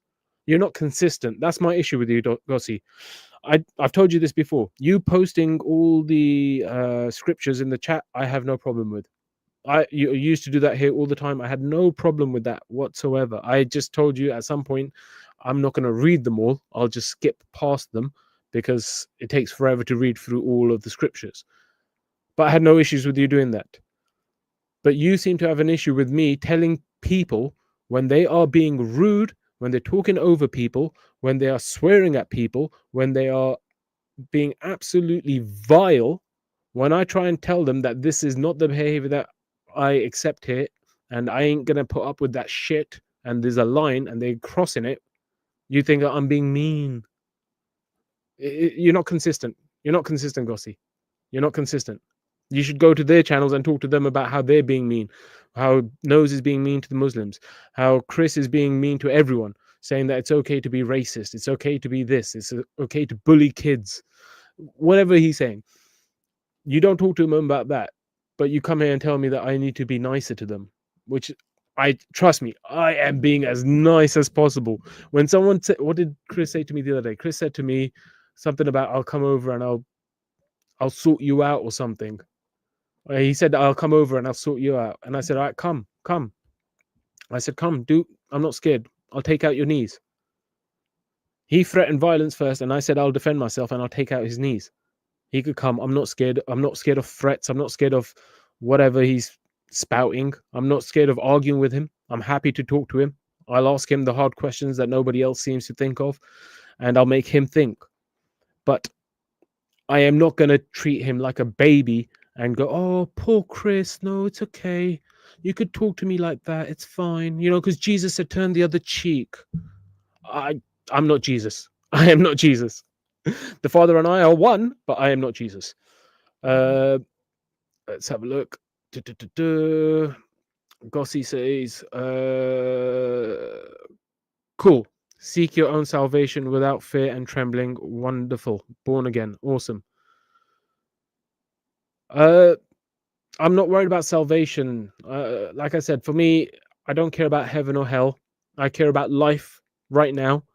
I care about life being the best for everyone, not just for me, but for everyone. I want everyone to have a good life. I want everyone to be able to grow, to be the best versions of themselves, not for my sake, but for their own sake, not for heaven, not for hell, but for life. Because according to Jesus, Jesus said, choose life. He didn't say choose death. He said, choose life. So if you're going to choose life, you want the best life. And the way you get the best life is walking the path that he apparently set out. And you got to walk that path, not just preach. Because preaching isn't walking his path. It's about living his path, living his words, living the truth. Gossi says, Didi, no problem. Because you say you have compassion and humility. Yes. That's why I will listen to him. Even though he's shouting and raving for that 2 hours he was on stream, I was trying my best to understand his point of view, because I was like, maybe I'm just not understanding him properly. Let me ask further questions. Let me ask this question. Let me ask that question. Let me try and figure out where he's coming from. Maybe it's my fault for not understanding. That's the humility there. The compassion. I allowed him to get rude and arrogant and violent, and I still allowed him to hang around because I was like, you know what? I get angry sometimes. I get it. But there's a line. And he was so far off with the line. The line was a dot to him. And for the real ones who know that reference, drop a 1 in chat. If you know that reference. Gossi says, scriptures, God led me into forms to post. It is for someone. Yeah, that's why I said I had no issues with you posting scriptures in my channel previously. I had no issues with it because I was like, yeah, do you know what? Someone might get something from it. It wasn't really related to my particular topics that I was talking about at the time. Sometimes it was, sometimes it wasn't. But sometimes it was just scripture. I want to call it scripture vomit. Not to say that the scriptures were vomiting or they were disgusting, but it's just the way you were just spewing them out constantly, bam, bam, bam, bam, bam, bam, bam, bam. It was just like, it was a lot. But like I said, I had no issues with you doing it. I was just going to skip it, and I hoped you wouldn't get offended. And I explained that all to you back on that stream when I said that about 4 months ago. Gossi says, I'm very consistent. I hope so. I hope so. But like I said, when I see you coming on my videos just to message me to tell me to be nicer to Nose and to Chris, you seem to be thinking that I need to be nicer to people that are swearing and shouting over other people in the conversation. That's not being nice to someone. That's not being compassionate. That's enabling bad behavior. You know, if you saw a little kid smack another little kid and you're the parent and you just stand there and laugh, the kid's going to think it's fine to do that. The kid's going to go around smacking all the other kids. At some point, you need to give that child a bit of discipline. There's a line, you know, there's a line. Banksy's here. Wow. Welcome back, Banksy. Says hello, mate. How are you feeling? I'm good, thanks. Strange question, but yeah, thank you. Gossi says, Jesus said, I come with the sword. Yes, the sword of truth, I believe. I think that's what he was referring to, because I've heard the term sword of truth a few times. Gossi says, Jesus said, walk in righteousness in the spirit. Yes, exactly. Walk in righteousness, not walk in scripture, not walk around as a scripture bot, but live the principles of Christ. Walk in his righteousness. Don't just go around telling people about it, walk it.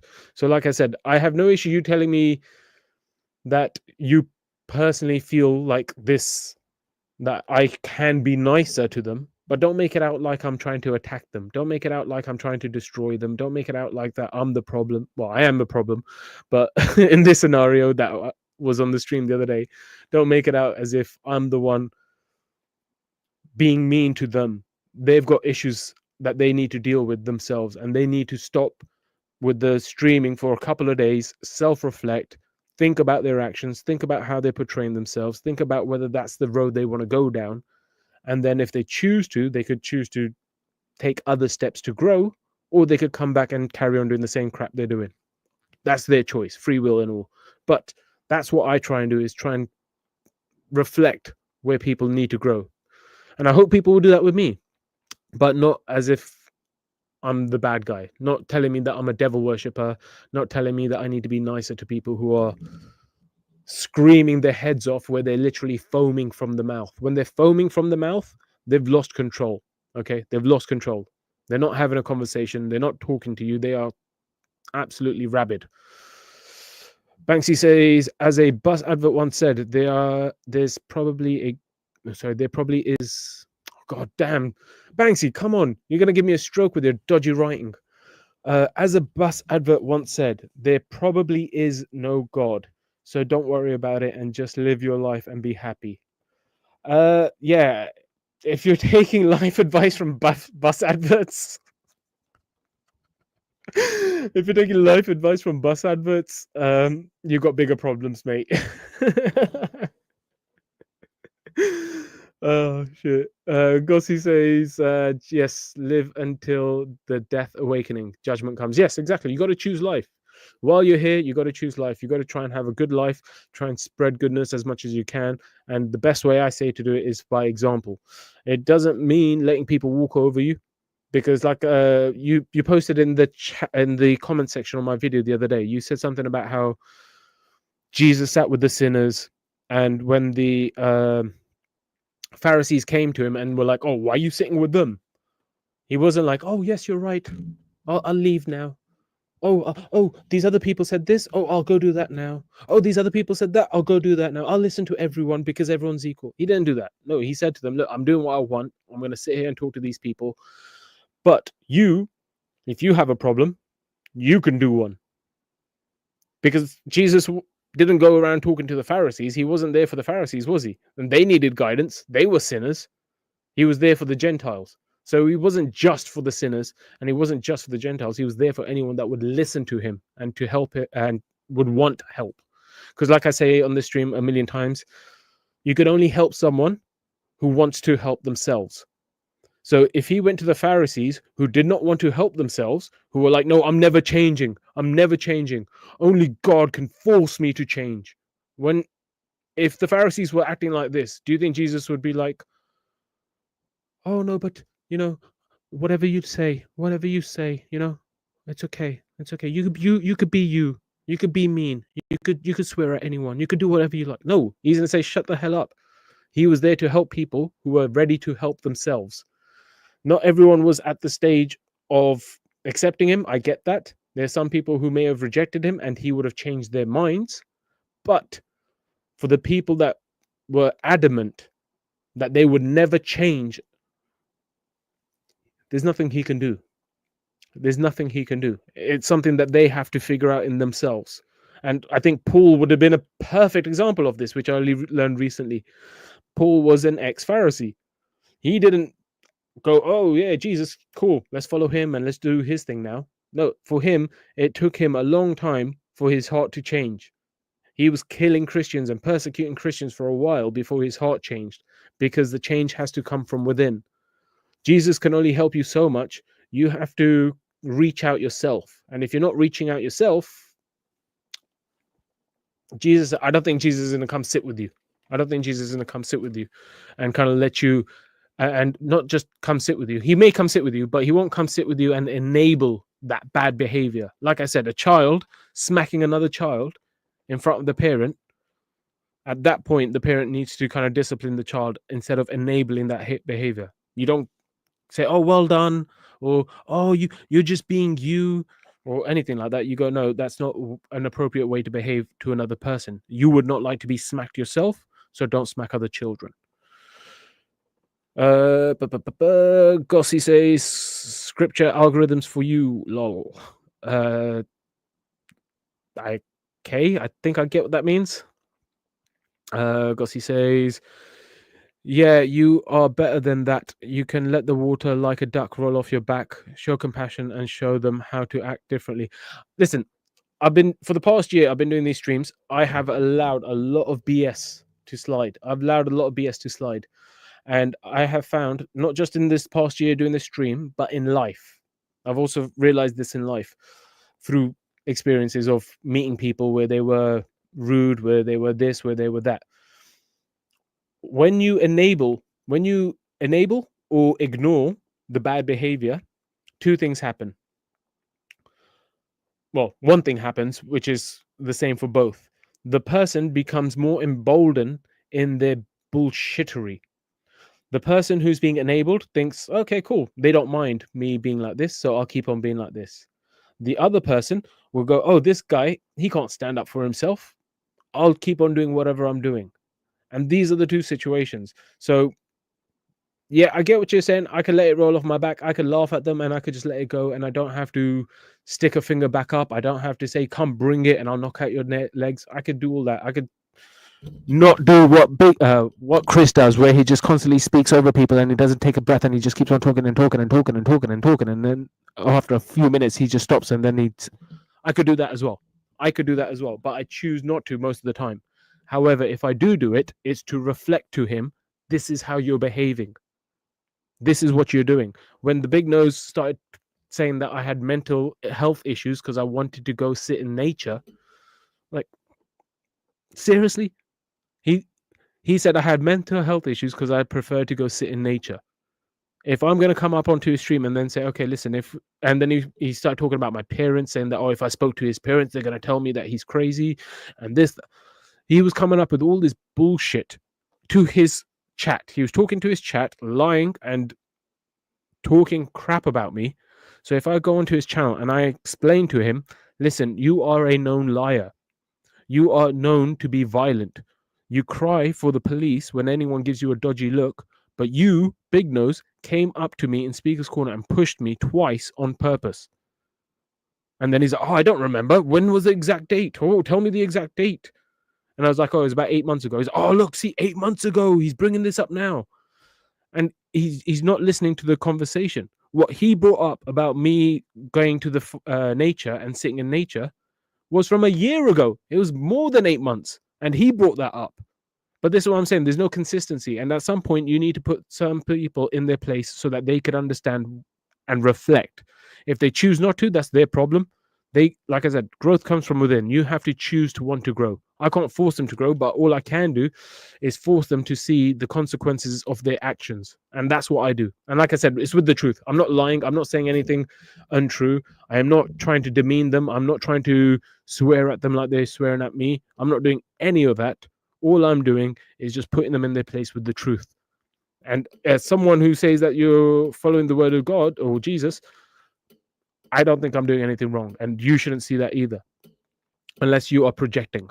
If you're projecting, then you will see all the worst things in the world in me. Like you already said, that I'm a devil worshipper. The mask is always ready. The mask is always ready. Gossi says, I live and walk and talk, give the scripture. I am a Bible bot for Jesus.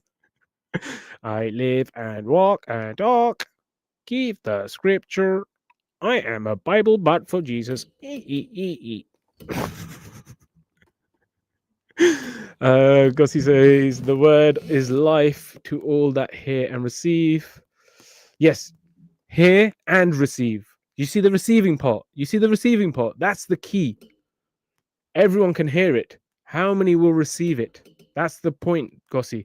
These people that you're saying that you're sitting with the sinners, you're saying you're sitting with the sinners trying to help them. No, you're not helping them. They're not ready to receive. What they're ready to receive is a way to manipulate the text, a way to use the text to actually push their own agenda. I really did not want to make tonight's stream about nose, but this stream is literally just talking about anything, so it's going to happen now. They're sitting there using the scriptures, trying to use Christianity as a way to say, oh, look, Christianity good, Islam bad, Christianity great. This is why we need to kick Muslims out of the country. This is why we need to treat these Muslims like second-class citizens. This is why we need... That's not what Jesus preaches. Jesus does not preach any of that. These people are preaching that while trying to use the cover of Christianity, the cover of religion, even though they don't believe in religion. It's absolute insanity. And then you're sitting there going, oh, no, you're doing the Lord's work. No, you're not doing the Lord's work. You're helping them blend in with the Christians. That's all you're doing. You're helping them blend in with the Christians. And that's dangerous. Gossi says, when you see you are railing someone up to that point, maybe you need to look and break out compassion. No, I didn't. Listen, he was the one who came on deciding to teach. He wanted to go into preach mode. He tried to teach us some things. I sat back and I tried my best. I tried my best to listen to him and understand him. And I do what I do in every stream. I try to listen and understand what people are saying. And if you go back and watch that stream, I am trying to understand his points. I have no idea why he brought it up. I have no idea why he keeps changing the subject and going from point to point to point. But I'm just trying to understand what he's saying. And even some points, he would say something. I would tell him he's wrong. And then he'd sit there and he'd laugh. And as if he knew it was wrong all along. He would just sit there and laugh and giggle and go, okay, yeah. As if he knew it was wrong all along. He was just trying to get one past me.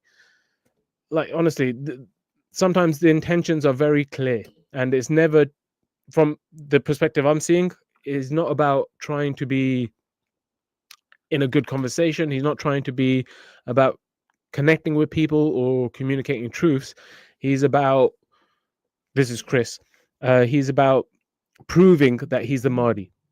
That's what I get from him, is that he just wants so badly to prove he's the Mahdi. And hey, he could be. But you don't need to prove it to me. I really don't care. I'm not going to change anything in my life. I found God. I live with truth, love, compassion, contentment, humility, and hope. This conversation here isn't about proving who is the Mahdi and who isn't the Mahdi. This is about, or Mehdi. This is about having conversations with people, understanding different perspectives, and trying to understand each other on a deeper level other than surface level. Because I could give the whole, hey, how you doing? Yeah, great. Oh, okay, surface level bullshit, and have those conversations. But I want to get deeper. I want to actually know why people do what they do. I want to understand their motivations. Because most of the time, they don't understand their own motivations and why they do things. So it's a good way for them to reflect. Okay, that's what all this channel is just a way for Muslims to reflect on whenever I talk about Muslim stuff, Christians to reflect about Christian stuff, Jews to reflect about Jewish stuff, and everyone just reflects and becomes better for themselves. I get no gain out of this. I don't get paid for this. I don't make any money off this. I just do this purely for you guys to grow so you could be the best versions of you. It's, yeah. So there's still compassion there, but you're just not seeing the compassion you want to see. That's the problem. Or your way of compassion, even. Oi. Gossi says, yes, sinners need the savior. We all need him. Without him, we have no purpose or direction. We fail. Yes, we all need him. We all need God. We all need light in our lives. But you have to be able to receive. If you're not open to receive, what do you expect anyone to do? They're not ready. They're not ready. They're stuck in the matrix. They're stuck. Deep sleep. They don't want to be woken up. They're happy. They're having a great dream. You know, you probably had this experience. You've gone to wake someone up and they're just like, no, 5 more minutes, 10 more minutes. And they sleep for another 2 hours because they're having such a great dream. You know what I mean? Some people are in that mode where they just don't want to wake up and see the truth for the truth. No, Jesus knew them, their hearts. Yes, he knew them and their hearts, but he can't change their hearts. They have to want to change their hearts. The change has to come from within. It's only if you receive the word. Yes, it's only if you receive the Holy Spirit. Can you force the Holy Spirit on anyone, Gossi? Can Jesus force the Holy Spirit on anyone? Can Jesus force someone's heart to change? Or can he just share a bit of wisdom that might allow them to open up their hearts and receive the teachings of Jesus fully? The answer is the latter. All he could do is try and enlighten them a little bit so that they open their hearts and they can then receive the full truth. But he can't force people to change because that goes against God's will of free will. Simon K says that was a very good statement. That was a very, very good statement. You can only help those ready to try and help themselves, different to non-scriptural saying God helps those who help themselves. Oh, interesting. Let me just reread that because I don't think I understood that correctly. You can only help those ready to try help themselves, different to non-scriptural saying God helps those who help themselves. Yes, exactly. So it's not about helping yourself fully. It's not about, oh no, I've done this all myself. No. You try your best. All you can do is try your best. But God should hopefully help lift you up that further that you need to go. But that only comes if you're open to receive that help. If you're willing to take that help and try a little bit yourself as well. But yeah, I don't think it was a very, very good statement. Thank you though, but it's just a statement.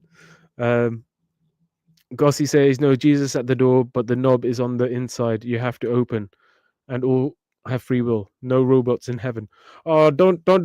You guys can't use analogies. Oh my God, I hate it when you guys use analogies. You guys get analogies so bad.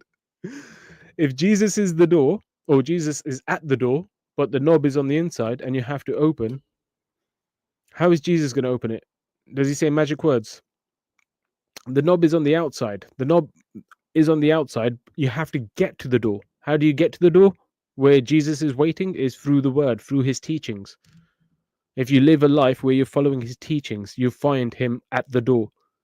But if you are saying, oh no, I've just received him, I accept him as my Lord and Savior, but I'm not trying to change, I'm not trying to grow, I'm going to stay the same old me, I'm going to still steal, I'm still going to do this sin, then obviously you're never going to get to the door, are you?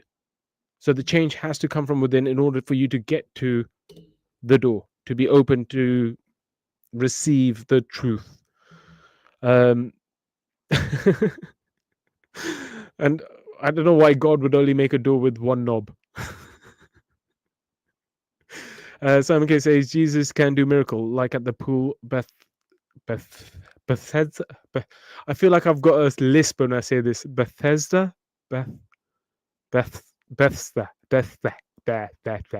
English hard. Jesus can do a miracle like at the pool. I think that was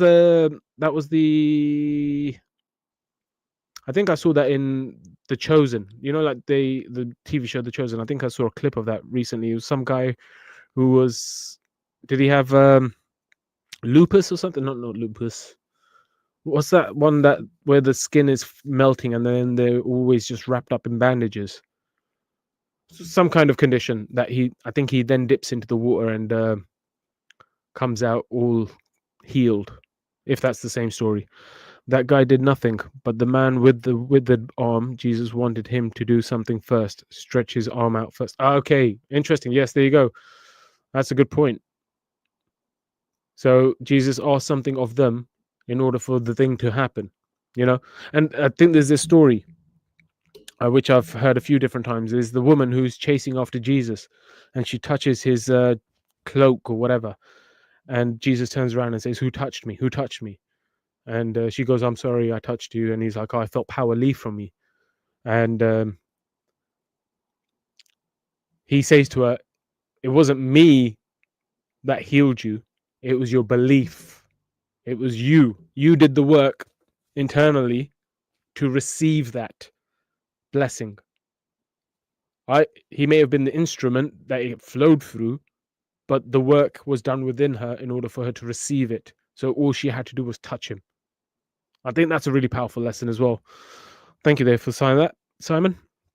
Simon K says, totally God's will, God's discretion. He is sovereign of all. Yes, he is. He's the main man. Gossi says, God will that none perish and all come to the knowledge of truth. Yes. Yeah, he wants everyone to come to the truth. But once again, it's free will. This is the thing he's given us. He's given us free will. He's said to people he wants them to come to him, but it's through their own free will that they can choose to come to him or choose not to. God isn't going to force anyone to come to him. Simon K says, nose is circling around the cross. Chris reinventing the cross. Well, I heard Nose saying that he prays to the oracles, and then I hear him talking about the candle a lot. So, yeah, he's praying to oracles, candles, and walking around the cross while trying to say that he's one of the Christians without being a Christian. And then, yeah, Chris is reinventing the cross. Geisha, welcome back, says beautiful sounds. I have no idea what that means, but thank you. Simon K says, I pray both come to the foot of the cross. In regards to Nose and Chris, I guess you're talking about, right? Or me and someone else? Me and Gossi? But yeah, I think it's the first one. Gossi says, yep, good one, Bible bot. Shivite says, great, another Bible bashing bot. Geisha says, Jesus is not a doomsday prophet. I don't think he's a doomsday prophet either. I think that. Well, if you believe revelations came from Jesus, then he's a bit of a doomsday prophet, because according to Revelations, they say that he only comes back at the end for judgment, you know? So if he came to give his message of righteousness and trying to connect with God, he's also given a message that, by the way, you have 2,000 years to do it. Otherwise, at the end of the 2,000 years, it's over for the ones that didn't choose. So, once again, thank you, Geisha. This goes back to what I was saying to Gossi, where Gossi, you said that God will that none perish and all come to the knowledge of truth. Yes, I agree. He wants everyone to come to the knowledge of truth and none to perish. However, according to the scriptures, according to your Bible scriptures, when the end times happen, when Jesus does return, he's coming to cast judgment. And obviously, when you're casting judgment, you're dividing. Like you've told me this yourself, the wheat and the tares. He will separate the wheat from the tares. So those tares are the ones that did not choose to walk towards God, but chose to walk towards the darkness, towards the shadows. So yeah, as much as he wants everyone to be saved, he understands free will, and he will allow free will to play out. So yeah, thanks for reminding me about that, Geisha. So yeah, he is kind of a doomsday prophet at the same time, though. Simon K says, chameleons. Yes, some people are chameleons. They are just hiding in plain sight. You know, like the reptiles, that reptilian aliens they talk about. That's what I would consider the reptilian aliens. The reptilian aliens would essentially be those people who have lost all hope in themselves, can't find that light within themselves, and have just given into the darkness within themselves, and are stuck in the lower base brain or the reptilian brain of base urges, where we need to get higher to the higher thinking, the higher connection to God. Gossi says, yes, time is short, Shivite. The word is true, let God be true, and every man a liar. Wisdom and knowledge in the word, inspiration and truth. Sam K says, his sheep know his voice. Yes, I heard that. I saw that one the other day, actually. I saw that video on The Chosen. Once again, this is how I get most of my knowledge. It's either what people have told me or through like shows like The Chosen or something, or other YouTubers who might mention certain Bible scripts, or Gossi or Speaker's Corner people telling me certain things about the Bibles. But yeah, I saw that he says that the thieves try to climb over the barriers protecting the sheep, whereas the shepherd walks in through the front door, and the sheep recognize his voice and they follow him. So yes, 100%. But there are thieves. Like I said, there's some people who are trying to use the wolves in sheep's clothing, climbing over the fence, hiding amongst the flock, acting like they're one of the flock, while they steal the life force out of the flock. They'll steal a sheep every once in a while and kill it and eat it. That's the reality of things, I'm afraid. As much as I have hope and compassion, truth, that people will come to the light, at the end of the day, I also understand people are allowed their free will, and some people will choose to walk in the opposite direction, and that's their choice. Geisha says, so Trinitarians, please do not use Jesus as pretext to preach your sectarian, theological, fascist doctrinal church pastors methodologies. Wow, that's a mouthful. Geisha. That should be a tongue twister. So Trinitarians, please do not use Jesus as a pretext to preach your sectarian, theological, fascist, doctrinal church pastor methodologies. Woo! I'll get that one day. I'll get it. I'll get there one day. Just do me a favor, Geisha. Copy paste that and save that for every stream.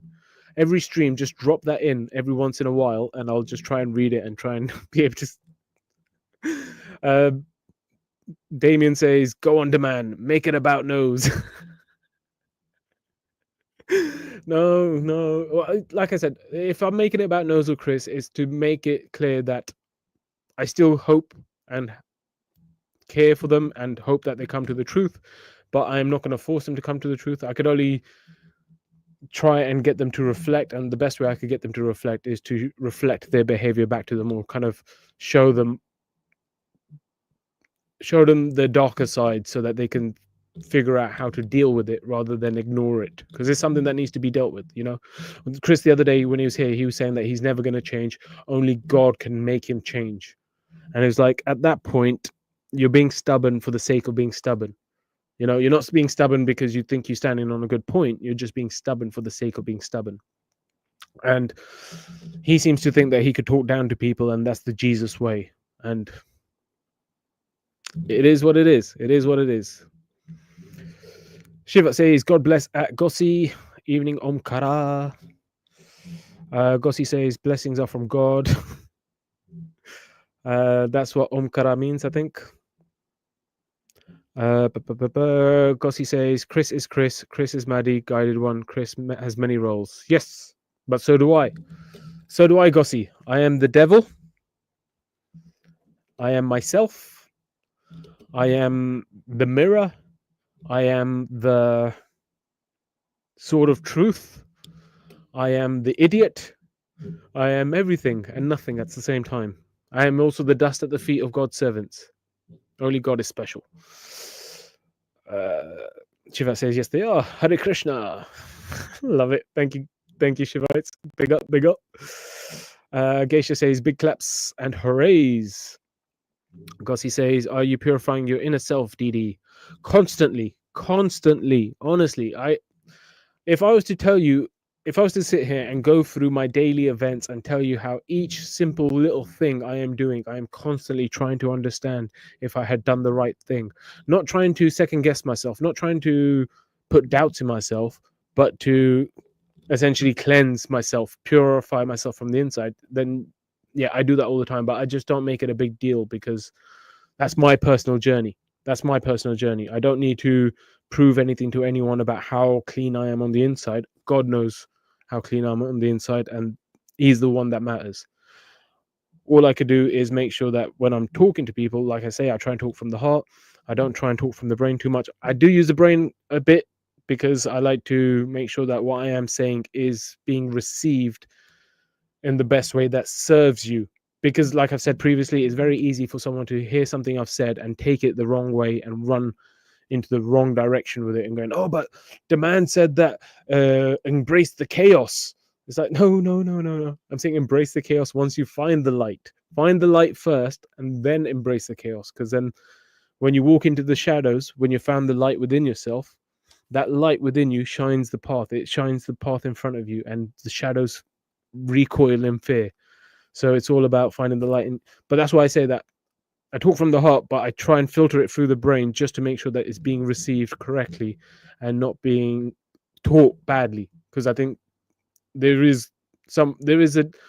could have someone who has really good understanding, but they could teach badly. And then there's people who could have good understanding and teach well, or not so good understanding and teach well. It's all about how you teach, because and I don't claim to be a teacher. It's just the fact that I am here sitting here talking about stuff, and people will consider it me teaching. So, and they will try and learn things or try and understand things and incorporate in their own lives. But I want to make sure that they're doing it to uplift themselves and never to kind of run into the shadows unprepared. But yes, and also Jesus did say that those clean the outside of the cup, but never the inside of the cup. And I've been walking this path for God knows how long. How old am I? 36.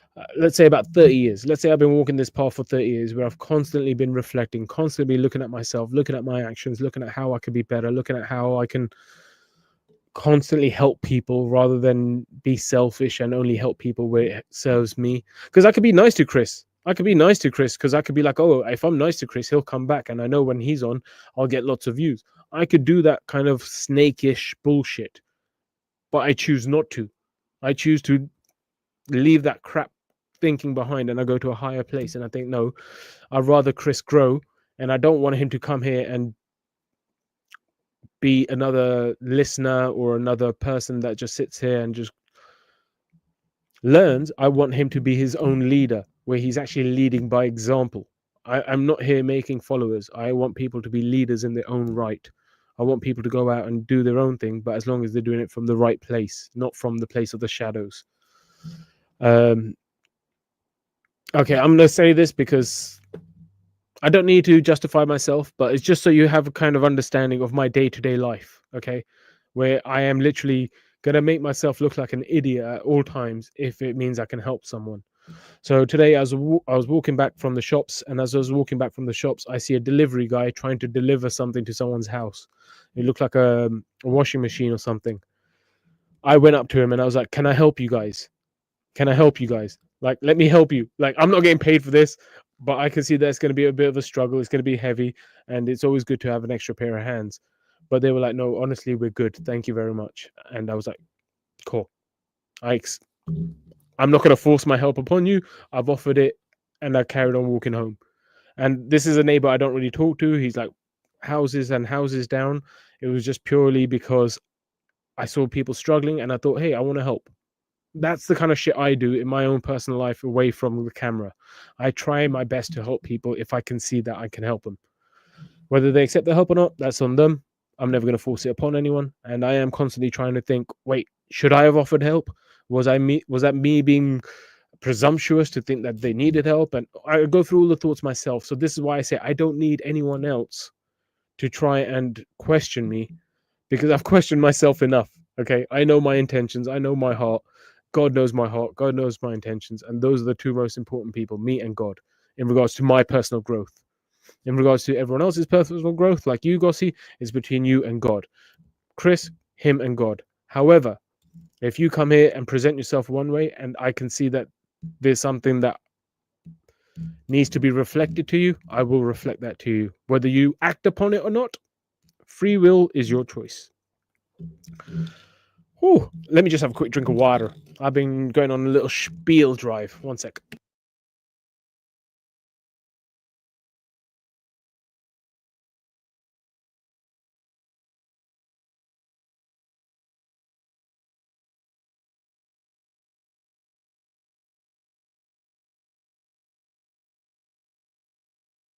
That's much better. Much better. All right. Madness says, I only found out today that the Coptic Christian church was found St. Mark, same of the Gospels. Okay. He's trying to say that he only found out today that the Christian Coptic church was founded by St. Mark, who is the same Mark from the Gospels. Simon K says, believe and receive. Yes. But you got to be open to receive. It's not just about the believing. Like I said, people could say that they believe in Christ, but not be ready to receive because they want to believe because they want to get to heaven. You know, there's that selfish aspect to it. People will say they believe because they want that selfishness of, but I want to go to heaven. I want to avoid hell. Same with the Muslims, you know, the way the Muslims do their dawah, they go to people in the street and say, oh, do you want to go to hell? Nobody is promised tomorrow. If you die tomorrow, you could end up going to hell. If you join Islam, you go to heaven. And then they'll say their shahada. They're not saying their shahada because they really believe in their heart that God exists and that's the truth. And they found a connection with God and they've received any kind of grace from God. No, they're saying that they believe because they want some kind of prize at the end of it. They've been sold a story and they want to buy it. So yeah, I get what you mean with the believe and receive, but the receiving is very, very important. It's not if you're saying believe and receive, but if you're saying that all you need to do is believe and you then receive, I disagree. But I think you're saying it more the way I'm saying it. You have to believe and receive. Geisha says snoozing thoughts. Okay. That's funny. I like that. Snoozing thoughts. Gossi says yes, believe and receive. Cool. Amanda says St. Mark's Cathedral in Alexandria, Egypt. Salmon K with the... I don't like calling that the nose emoji. I'm going to call it the smarty pants emoji. Because that's usually like a... I think that's like a... Let me have a quick zoom in. Yeah, it's just like a guy with... Ooh, actually, I wouldn't even call that smarty pants emoji. Do you know what emoji I would call that? The Heisenberg. I'd call that the Heisenberg for Breaking Bad, for those that know. Gossi says, no, God said, draw nigh to me and I will draw nigh to you. You can quench the spirit or reject it. Yes, but he said, draw nigh to me. Means make some effort and I'll make some effort. If you make no effort, God can't come and force you to follow him. He's not going to come all the way down and slap you across the face a few times and say, no, now you're coming with me. You have to believe in me now. No, he's going to say, come to me and I'll come as far as I come towards me and I'll come towards you. So yes, that's why I say receive. People have to be open to receive. The change has to come from within. They have to be willing to want to grow. Their hearts must be open. Amanda says this is where Mark of the Gospels started his ministry. Damien seems to be on his preach mode. Geisha says good night, everyone. He's having an early night. Take it easy. Simon K says you got it, Demand. Excellent. Maybe I do, maybe I don't. I don't remember what you're referring to, but I'm glad that you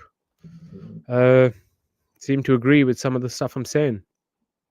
But if Simon, also, if you do disagree, please feel free to speak your mind. Honestly, if there's anything that you think, oh no, he's a bit iffy on this, tell me. Just because it allows me to self-reflect a bit more. Maybe you can see something I can't see, and I'll happily understand it if it makes sense. But if it doesn't make sense, I will then give a response. And obviously, we could then discuss it and have a debate about it or a conversation about it. But it's not about just agreeing with me. Madness says, Simon, it blew me away when I learned this. Cool. God will do the rest if needed to help you up when you ask for help. Yes, exactly. And I kind of refer back to, like, the on the Sistine Chapel. I think it's called the Sistine Chapel. You've got the image of, like, Adam sitting there, and then God coming down on a cloud with his finger out. God's finger's fully out. Adam's is like this. Adam just needs to stretch his finger out, and he's connected with God. But he sits there like this, limp. So yeah, I use that as reference to say, yeah, all we need to do is we need to make some effort as well. We can't expect God to pull us up completely when we make zero effort. We have to make some effort. Simon K seems to be enjoying the stream. Excellent, man. Oh, Damien, sorry. Gossi says, no, in you is the door shut. You open it. He is there. Yes, God's within you. I agree 100%. But that comes from within, and you still have to be open to receive. The thing is, when we use these analogies, we got to understand that they are just analogies, and they're not going to be 100% accurate for whatever situation you put yourself in. You have to kind of understand that the grace comes from God, the Father above. Yes, he's put the seed within us. The seed is within us, and the truth is within us, but we need that grace from God to allow that seed of the ember to burst into flames and fully come alive, and then light the darkness. Simon K says, happy for you, Damien. Gossi says, open your heart's door. You can keep it shut. No, 100% open the heart's door. Open the heart's door. Unless you're talking to me personally, Gossi. Are you talking to me personally? Are you saying that my heart is shut? Madness says, Simon, I like when I finally learn something that stays in my head, i.e. joining the dots. Yeah, I think we all do. It's usually a good feeling. It's like, oh yeah, I've understood something. Gossi says, line upon line, precept upon precept. I don't know what that means. Let me Google it. Line upon line, precept upon precept. Line upon line, precept upon precept. We tend to believe the Lord will give us a big answer quickly and all at one time. However, the pattern repeatedly described in scriptures suggests we receive line upon line, precept upon precept. In other words, many small answers over a period of time. Yes, exactly. No, I agree. Like I said, my entire life has been the journey. It's not something that I've gone, oh, I prayed one night and now all of this information is now, and I have a full understanding, and nope. All I knew was truth, love, compassion, contentment, humility, and hope. That's all I've ever known, and that's what I've followed as much as I could. And only in this last year, well, I've had other experiences that have kind of enlightened me on certain things in the past, but only in this last year has it been like mind-blowing. Like the amount of shit that came into my head and the understandings that I got was just line after line, precept after precept. So yeah, I understand what you're saying with that. I agree. Gossi said your faith made you whole. Yes, it does. Yes. I've been single for a very long time. All I ever wanted was a family, and I thought the family would make me whole, but it wasn't in the plan, or maybe it's not in the plan yet. But I am fulfilled regardless. I am fulfilled within myself because I found God, I found the truth, and I'm happy living life the way I am. And if I die today, die tomorrow, die in 10 years, I am happy. I'm good. I'm good with whatever. Whatever happens. It's his plan, and whatever he does is perfect. Like, I've got no issues. So yes, my faith made me whole. But I don't call it faith. I call it truth. I call it the truth made me whole. Not my truth, but the truth. Or you would consider the word. Simon K says, excellent, man. Stop with all the big ups, Simon. I appreciate it. I appreciate all the big and ups, but yeah, sometimes it might. Oh no, I misread again. It's not even excellent demand. It's excellent Damien. Cool. Ignore me. Yeah, keep bigging up Damien. That's fine. Madness says sounds like devil worship. I'm not sure what you're referring to, but okay. Gossi says he comes back for the bride, then 1,000-year reign with him, his bride in heaven. Then after Jacob's trouble will be him and his bride coming back for the Armageddon war, where he will destroy them. Okay, he comes back for the bride, then 1,000-year reign with him, his bride in heaven. So he comes back for the bride, then there's 1,000-year reign with him. So while he's down here, the bride is in heaven. Then after Jacob's trouble will be him and his bride coming back. Okay, so before Jacob's trouble, he leaves. And then he comes back again after Jacob's trouble. Or does Jacob's trouble happen before he comes back for the bride? Before his 1,000-year reign? And then he's coming back for the Armageddon war, where he will destroy them. Yeah, it gets confusing with these narratives, I'm afraid. Like I said, it's up to God what he does. No stress for me. No stress for me. It's up to him. Die today, die tomorrow, die in Armageddon, whatever. I'll try and enjoy life as much as I can until then. Gossi says Trinitarians are Catholics and do work-based religion. Jesus is not religion, not by works. By grace you are saved. No doctrine, denomination, just God's salvation plan for all. Yeah. So yeah, works-based. A lot of people seem to think that when I say that you need to go down the righteous path of truth, love, compassion, contentment, humility, and hope, they seem to think that's works-based. That's not works-based salvation. That's a works-based cleansing of yourself. God is the only one who can save you. Like I said, I've done the righteous path all my life, and I'm not saved. Like I don't. But I know the truth. I know God is legit, and it's up to God whether He saves or He doesn't save. He will weigh your heart at the end. He'll weigh your heart and see whether it's lighter than a feather. That is in reference to the Egyptian belief. But the analogy holds up. The analogy holds up. He wants you to have a pure heart. Gossi says, yes, they didn't want you to get injured helping them, maybe. Yes, possibly. Yeah, that's what I thought as well. I was thinking that maybe it's because of insurance or something, or maybe it's because there's two of them already doing it, and they were like, all right, third person is just going to complicate things. And also it could be that they already have this communication and they've done this 100 times, and that they are in sync with each other and they know exactly how to get it in without any issues. So yeah, I've like I said, I do all the thinking. I go through all the different possibilities, and none of them are personal. None of them are like, oh, I smelled a little bit. So they said no. It was just purely, it is what it is. It is what it is. It's no stress. But I was just glad that I actually had the courage to look like an idiot and go up and ask them if they wanted help, because for me it was just maybe they said yes and I could then help them. I don't care about getting no's.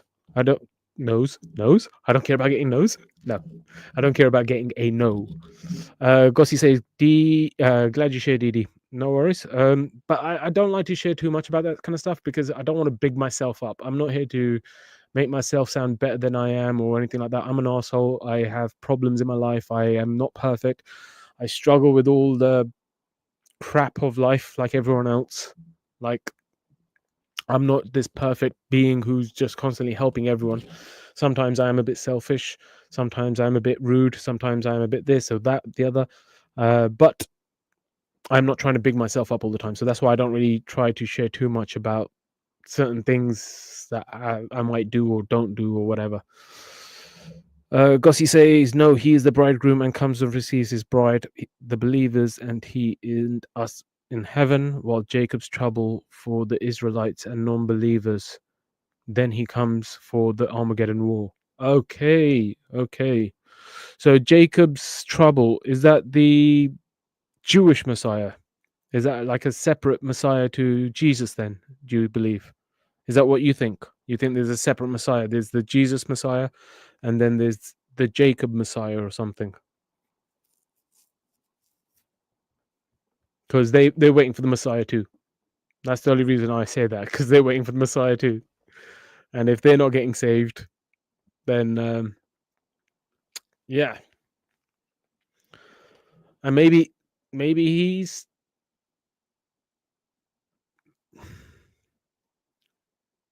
see. I have to go back to what you said. You said Jesus comes for the sinners. Jesus comes for the sinners. The Israelites and the non-believers, according to you, would be classed as sinners. Why would he come down for his bride and then leave with them in heaven and leave the sinners here if he comes for the sinners? If he's here for the lost sheep? Yeah, see, this is what I mean. The narrative starts to get a bit shaky with what you've said and what you're showing me here. Yeah. Gossi says the king will destroy and set up a new heaven and earth here. Cool. That's when he gets back here. And then Gossi finally says, yes, always be ready to help. It will be times you will be needed. You are strong.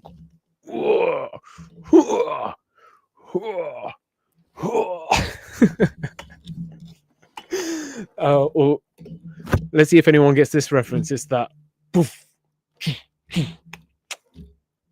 That's I want to say it's a wrestling reference. I had it in my head a second ago. Oh, what was his name? Scott or something? There's a wrestler who'd always kiss his muscles. I can't remember his name at the moment. Scott something, I think. Gossi says Jacob's trouble is a 7-year tribulation, and they will worship and make peace with the Antichrist. And after 3.5 years, will turn to God, and God will save them. You have a choice now to not be in the time of Jacob's trouble.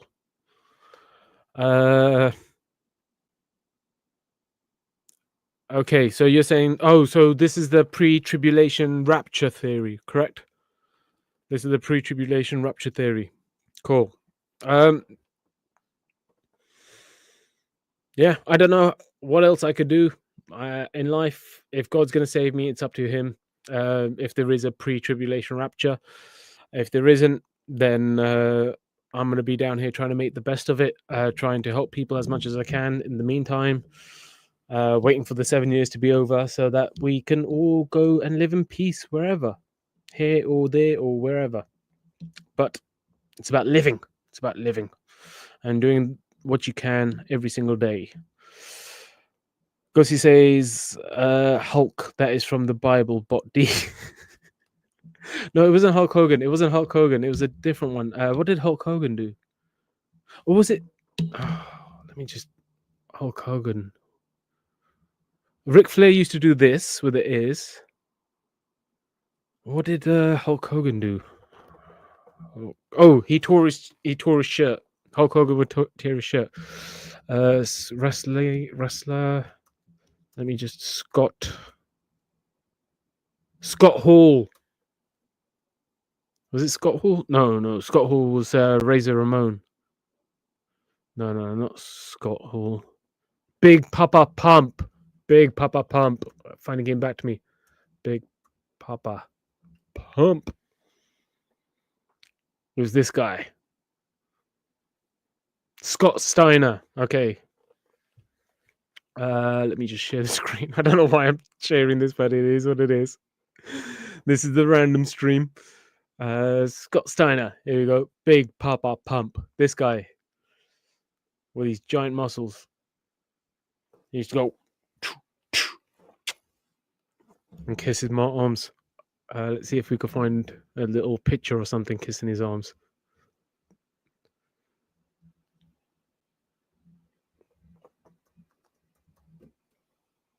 There we go.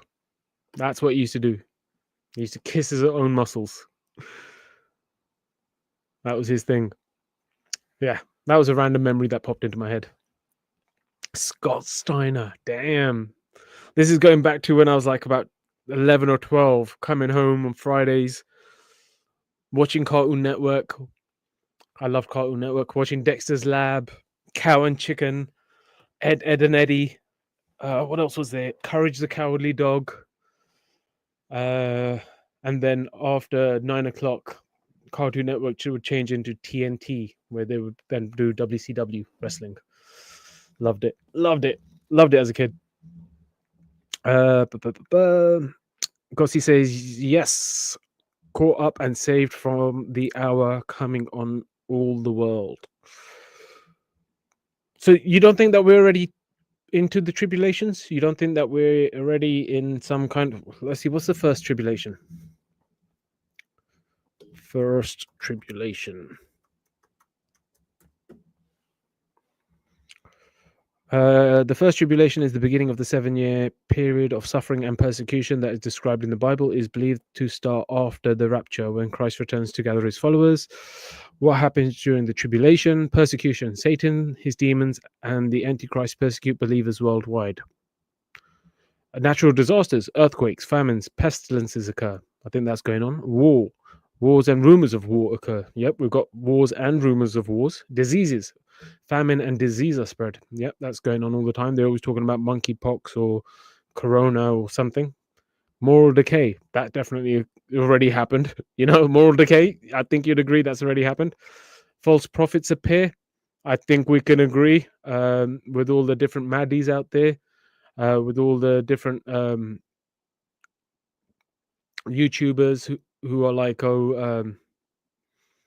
trying to be the new messiahs, trying to be the new prophets, I guess. And then false Christs appear as well. So, yeah, I think we're already in the tribulation, no? According to that description. Yeah. Persecution, natural disasters, war, disease, moral decay, and false prophets. So I guess the last one we're waiting for is the false Christ to appear. I think that's the only one we're waiting for right now, right?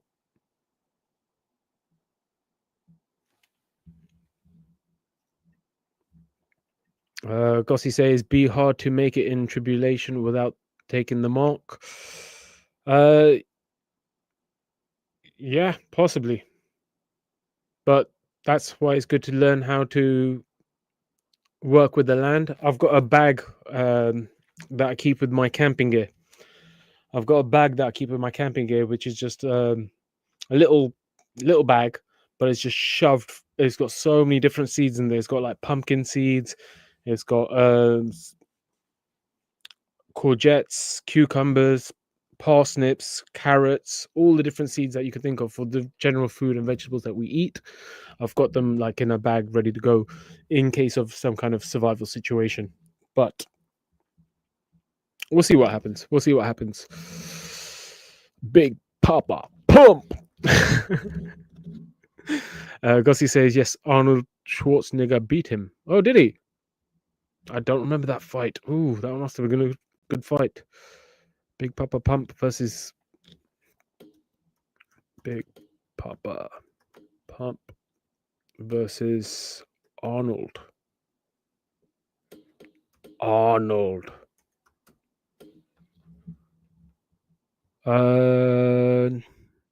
No, I don't see anything like that. I don't know what you mean then. It's not Arnold Schwarzenegger. It's maybe someone else. Arnold Schwartz was probably a different wrestler or something I don't know of. Gossi says, no, not in tribulation. In the time we see the earthquakes and divers, disease and disasters, but time not yet. But look up. He will not come as a thief in the night, for he will keep us from tribulation. Okay. So we got to look up. So we're waiting for the sign in the skies. What's the sign? What is the sign? Is it maybe the northern lights around the entire world? Or are we looking for like an angel on some clouds? Are we looking for UFOs? What signs are we looking for up at? Because he says we will see the Antichrist set up, but will be taken out. Because he says he will keep us from the hour when the Antichrist sets up. Many Antichrists now in the world. During that time, you cannot buy or sell, and will take the mark. No coming back if you deny Christ. Well, right now, people are already taking the mark. They're already, in order to buy or sell anything, you need to have a bank account. You need to have a credit card or a bank card or something like that. And everything's becoming cashless at the moment. And it's already leading towards that whole if you are not part of the civilized world, if you're not part of the society that in the country you're in, you're not going to be allowed to buy or sell anything. I think that's already a bit of a standard, unless you're kind of like a farmer who can trade. This is probably why they're setting up all these. Because I know what's his face, Bill Gates. He bought a bunch of land in America. He bought a lot of land in America, farmland, and I think they want to set up like indoor robotic farmlands, which are done hydroponically, meaning without the actual soil. Like they just put the nutrients into the water, they get soaked up into the roots, and they grow whatever they want.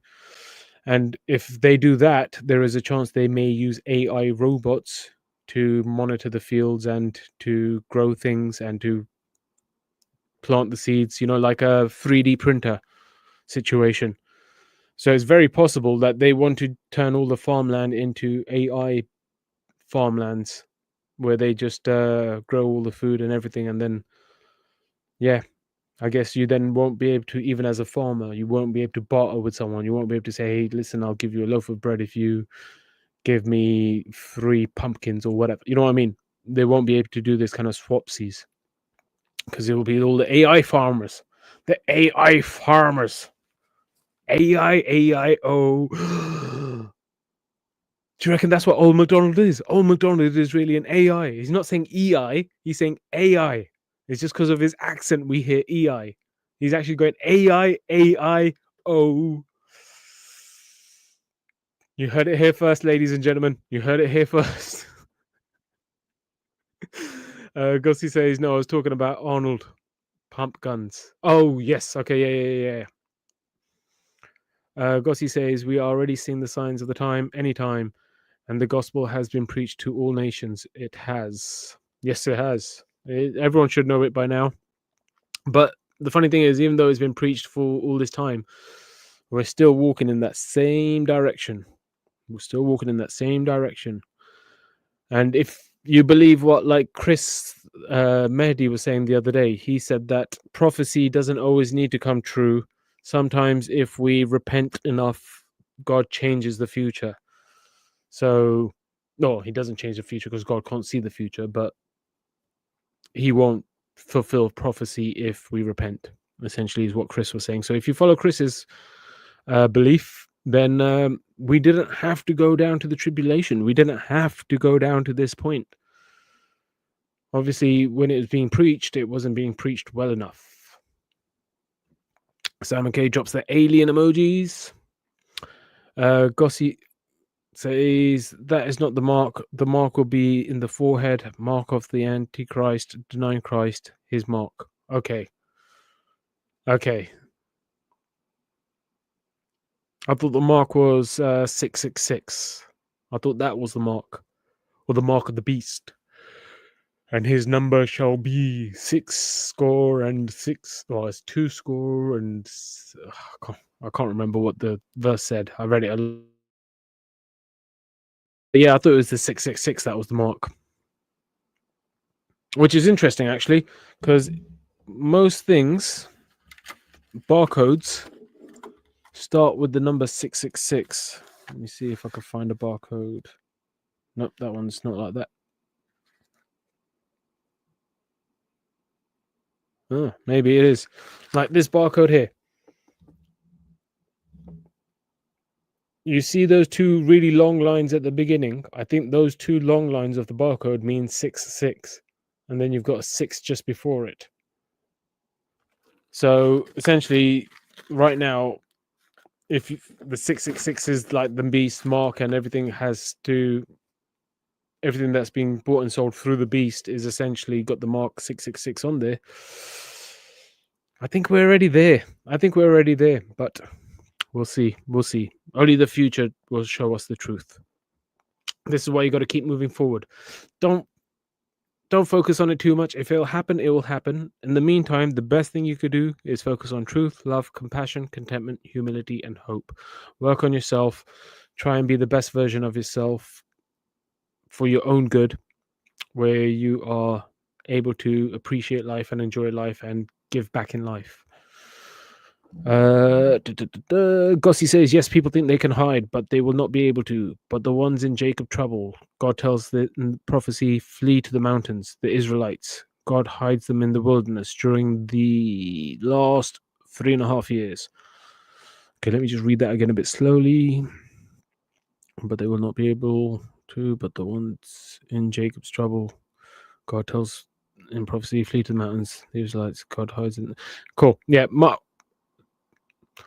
not that I'm God, not that I'm anyone special, but I personally say that if you ever see the northern lights around the entire world, the northern lights literally blaring around the entire world, no matter where you are, like you're at the North Pole and you're looking at them from there, if you can see it all over the world and you start feeling earthquakes, get to the mountains. That's my advice, because I think that's going to be the time of the pole shift.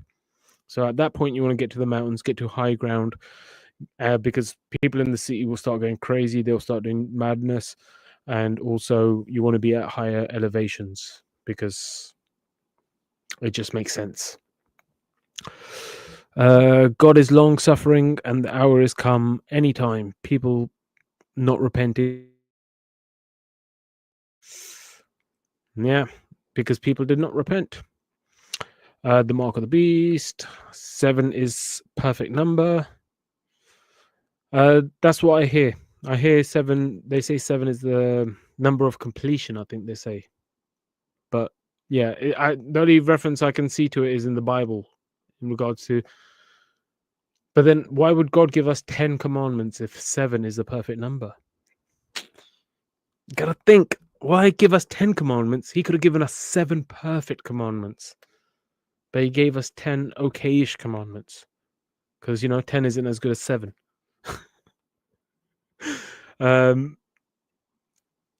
Gossi says, kind of like the band, the ISIS way. Will be the mark on with the Antichrist. Yes, okay. I've heard some people say that the Muslim symbol, it's like 2 swords and then the Allah sign. The way Allah is written is this Antichrist thingy. I've heard some Christian channel say this a couple of years back as well. Yeah, so there's been a lot of different theories, but this is what I mean. It's like you can go crazy looking at all the different theories and trying to figure out what is it going to be, or is it this, or is it that, or that. Don't live in fear. Don't live in fear. And I'm sure, I think you told me this, Gossi. Jesus said, do not worry about tomorrow. It's in God's hands. Okay? Have faith in God. Trust in God. Live in hope. Truth, love, compassion, contentment, humility, hope. I said that last bit, but he said the don't fear about tomorrow. Gossi says, just have to know time is now and we are in the last generation. That's what I think. That's what I think, but I am a bit of a nutter. We'll see what happens. Gossi says, Northern Lights is going to be Jesus coming for his bride. Every eye will see him. People will believe aliens have took their loved ones. People will believe aliens have took their loved ones. Okay, interesting. So you're thinking that the reason that we've been talking about aliens and all this stuff so much in the news recently is just to get people... Because I say this a lot. I say that all these narratives of fear that they put into people's heads is typically to scare them into thinking the worst possible case. Because when this Northern Light thing happens, it's going to be caused by the sun. And when it's caused by the sun, it's not going to just cause the Northern Lights to happen. It's also going to knock out all power. It's going to knock out all power. So we'll go straight into blackout. Your TV will stop working. The lights will stop working. The street lights will stop working. All the power will be knocked out. Some of these things will start exploding because when the solar flare happens, that's my version of a solar flare, a little slap by the sun. When the sun slaps us with the solar flare, what happens is the energy inside the wires of all these electronic devices, it picks up the electricity or the energy that's in the air, and all of a sudden your 100 watt bulb has 6,000 watts of energy running through it because it's picking up all this energy that is being pumped by the sun. So that 100 watt bulb turns into a 6,000 watt bulb and explodes instantly. So that will cause a lot of fires. So when this thing happens is power outages, fires, explosions from gas mains and stuff like that. Another reason why you want to be in the mountains. Like I said, I've already done all the thinking in my past life. That's why you want to be up in the mountains, away from all the bullshittery that's going on here. A lot of these scenarios will happen, but what I think, what my prediction is that the governments are trying to get people to have the worst negative thing in their head. So when these things happen, when there's a power outage and all these things are happening, they want people to be in fear. They want people to think, oh, World War III, oh, Russia's attacked us, oh, aliens, oh, terrorists, or this or that or the other. Anything but God. They don't want you to think about God. They want you to think about everything but God, because God gives you hope. Everything else gives you fear.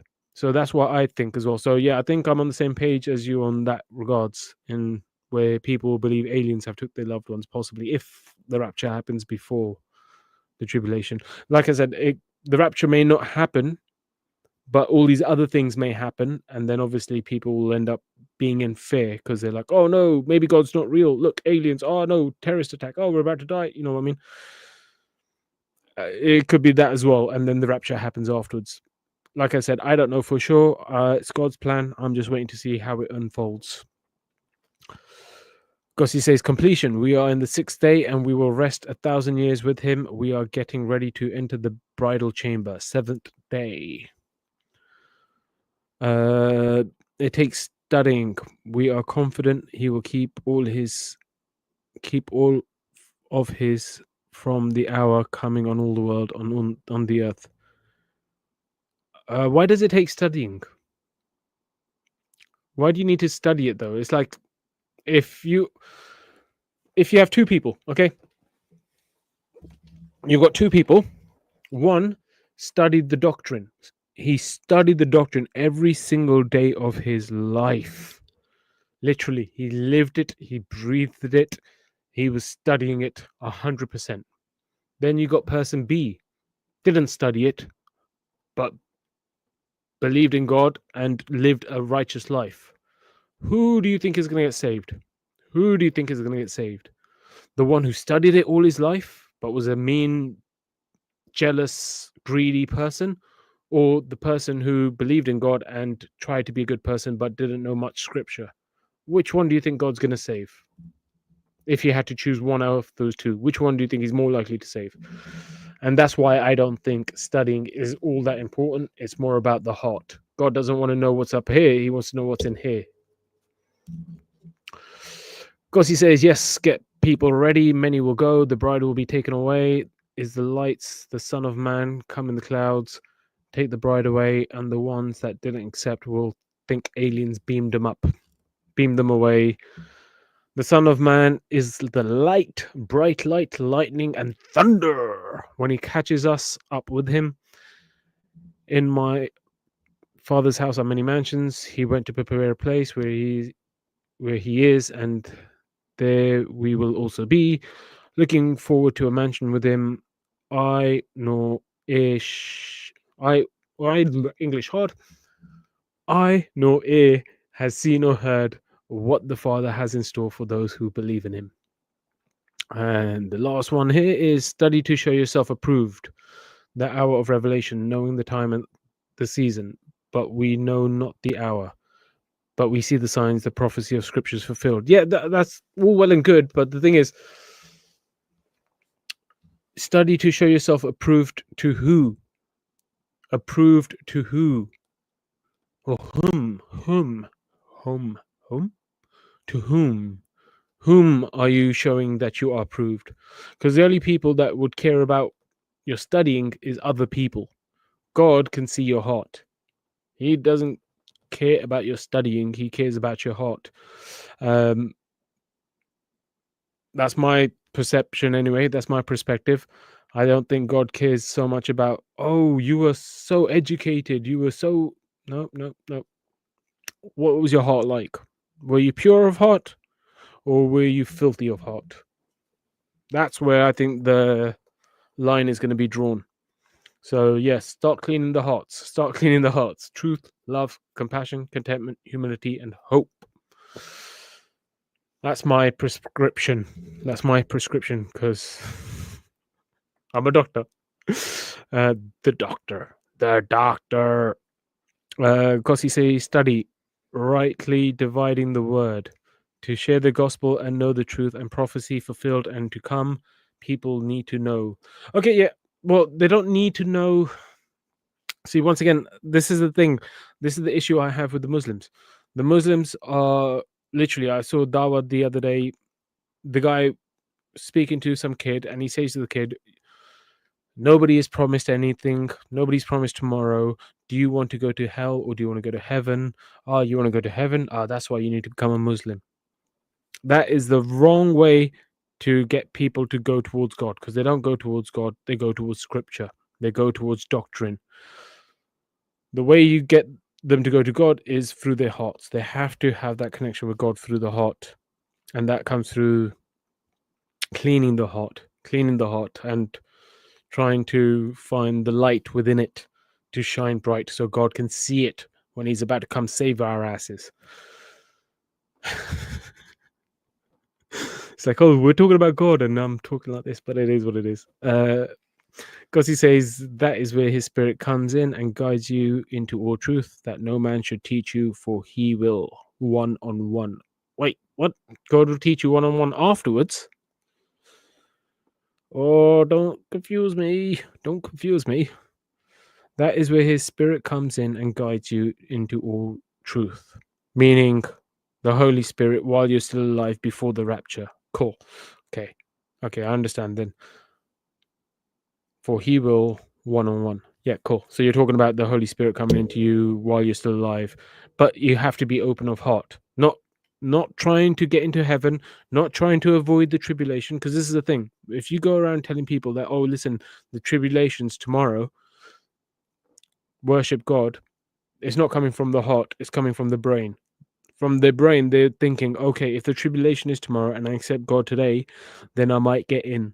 That's all mental gymnastics. It's nothing to do with the heart. That's why I say it's very, very serious when people are trying to convert people through intellectual means or trying to convince them through the mind. You can't convince anyone to worship God. You can't tell them that, hey, you're going to get a prize and then get them to worship God. You have to move to God with your heart. The heart needs to move closer to God so that he can come clean it up the full way. But it's all about the heart. It's all about the heart. The brain can mislead. People twist scriptures all the time. In all different denominations, in all different religions, everywhere around the world. People twist scriptures all the time. And that's the brain. They convince people to follow their way or this thing or that thing. It's all about the heart. The heart has to be clean and has to connect with God. Gossi says, knowing God's promise from Old Covenant law to the New Covenant grace. Yeah, I don't know why that would help clean your heart, but Gossi says, as a babe, you teach a babe. As one on milk, then they grow, get on the meat. They need teachers, and then as they grow spiritually, the Spirit leads them. As a babe, you teach a babe. As one on milk, they then grow up. They then grow, get on the meat. They need teachers. Yeah, but if say like the rapture was in a week's time, what you're saying there is a long like process of this, then this, then this, then this, then this, then this, then this, and in all of that, the intention has to be pure throughout the entire thing. The intention has to be pure. That's why I say if you go to the heart first, the heart would lead them with the pure intentions. When it's like, oh, no, it's not about worshiping God so you get to heaven. No, you worship God because he gave you life. He gave you eyes to see. He gave you all the experiences you've ever had. Every time you've been happy and you smiled, that was a gift from God. You get their heart to open up to God, and then the heart would lead them through the right way, through the righteous path, through good intentions, rather than the intentions of the mind where they're trying to go, oh, I want to avoid hell. Yeah, I'd like to get to heaven. Let me do this. You know what I mean?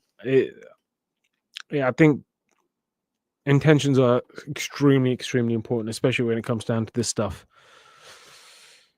D says God searches the reins of the heart. There we go. Cool. I think that's from scripture. God searches the reins of the heart. And Gossi says, stirring up the gifts within you, discernment. Yes, but it comes from the heart. Because if your heart's not pure, the discernment you'll have will be based on your own desires. Because the heart will be covered in shadow and dirt, and it will be leading you to its own selfish desires. Whereas if the heart is pure, then the discernment is clear. I hope this is making sense. Gossi says, no, we are in the hour that God is pouring his spirit out on all flesh. We must worship in spirit and truth, and no time for long teaching as a child. Many are old. God will give discernment. I agree that the hour's close and that God is currently, he's doing massive changes in the world at the moment. I see it myself. I agree. He's doing massive, massive changes in the world at the moment. But like you say, spirit and truth. No conniving, no scheming, no, I'm going to get this out of it if I worship God, or if I accept Jesus, or if I accept Allah, I get this benefit. No, none of that. It's all about the spirit and the truth. So I agree with you on that point. And Gossi says, Jesus said it is expedient that I go away. The Comforter comes to you, teaches you, guides you, in you. In you. Exactly. Taught from within. Taught from within. You have to light up the light within yourself so that it can lead you. And like I said, the light's always there. The spark of ember is always there. But what happens is, the way I explained it, you might have missed this, Gossi. I think it was on a previous stream. The way I explained this is everyone's got that spark within them that is able to light the way and light up their heart. But what tends to happen is that over time, they allow this light to get smaller and smaller and smaller and smaller until it's like just the tiniest mustard seed. And it doesn't mean that the shadow has overtaken the heart. It means that the light has receded. It's pulled itself in, and then the darkness has overrun it. That light is still within everyone, and they need to allow that light to illuminate. And that's where I say they have to be open to receive. They have to be open to receive and trust in God. And then that light will come back as a fire, and then the shadows will run away, and it will then purify the heart, and the discernment and everything will be there. But yes, it's a choice. It is a choice. And Gossi says, God said, I will not leave you comfortless. So we are in the time he is revealing fast and warp speed. I love the warp speed. And on that note, since God has sent a comforter, I shall be calling this a night. It's a midnight here in the UK, and I've been streaming for about 3 hours, a lot longer. I was only planning on doing an hour and a half, 2 hours top. So I've done an extra hour on top, which is good because I actually enjoy this. This is what I like about you, Gossi, when you could actually have a back and forth. We could have a conversation about something. When it's just the scripture, I just get lost. But yeah, I enjoy this conversation with you sometimes. Gossi says it only takes a spark to get a fire going, 100%. And soon all those around will warm within it glowing. And that is how it is with God's love. Once you experienced it, you want to pass it on. Yes, exactly. You do want to pass it on. 100%. I understand that. You want everyone else to experience that goodness. It's like someone eating chocolate and going, nobody else has ever tasted chocolate. At that point, you're like, no, guys, check this out. This chocolate's amazing. Like, try it. You want to share it. Unless you're greedy, then you want to keep it to yourself. But yeah, I think it's important to share. And Gossi says, good night from the Bible bot, or the bot Bible. I am not lost. Today you seem a little bit better, but like I said, when you come to me and tell me that I need to show more compassion to someone who's swearing at other people, and you're not looking at any of their behavior, but you're only looking at my behavior, at that point, I have to say that you're judging the wrong person, because I know my heart, and I know how much compassion I give them, and I know how much patience I have, how much humility I have. So I know what I do in trying to allow conversations, because I'm not even trying to convince them of anything. I'm not trying to convince Chris of anything, Big Nose of anything. I'm not trying to convince them. I'm not on their streams every day trying to tell them, hey, listen, you need to follow my way. Your way is completely wrong. I'm not doing any of that. I'm just saying, listen, guys, if you want to come to my channel, we come here to have a conversation. We come here to have a conversation, and that's it. Gossi says, you changed, and I was surprised, Edie. We're always changing. We're always changing. And I don't think I changed for the worst. I think I was a bit too lenient. Like I said, I was a bit too lenient, where I was trying to give too much compassion, where I reminded myself that sometimes you have to give a bit of tough love. It's not that I don't care about them, and it's not that I don't hope that they come to truth, or it's not that I hope that they don't find God or anything like that. It's nothing like that. It's just purely that sometimes the demons run amok.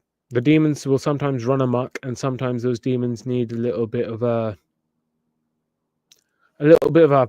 backhand, just so that they can, the demons can flee and leave the person alone. So that's the only reason I do it. I don't really care about putting people down. That's not my thing here. And it's not about ignoring people. It's not about shooing them away. It's just about, if you're here, let's do this in a way that we are actually helping each other grow. We're helping each other lift each other up. If you're going to come here and act like a demon, like I said, with the Pharisees coming to Jesus while he's sitting with the sinners, the Pharisees could have come and sat down and listened. Or Jesus could have gone to the Pharisees and sat down with the Pharisees. But he was like, no. These people right now are ready to receive, and they're ready to listen. So I'm going to talk to them. You do your thing. Yes, they might be sinners. Yes, they might be tax collectors or whatever, but they're ready to listen. They're sitting down and listening, and they're not telling me that I'm wrong like the Pharisees were. They were ready to accept the truth. Even though they were still sinners, they were still happy to accept the truth, because they were ready for that change in their life. Because change has to come from within. Gossi says, only one way, love the Father. Yes, God is the best. God is the absolute best of the best of the best. So, hopefully someone got that reference. It's Men in Black. Best of the best of the best. Simon K says the Bible Belt. And then he says night, sis Gossi. And then last message from Gossi says, night Superman, Bible bot going out. Know where you will be tomorrow. Peace and assurance. The truth sets us free. 100%. I appreciate you all being here. Lovers, haters, ninjas, bots. I appreciate you all being here. I appreciate the good conversation. Today's been a nice stream. It's been a while since I've had one of these back and forwards with the chat. It's been good. Hopefully we can all grow a little bit. You know, there's always room to grow. There's always room to find hidden layers of ourselves.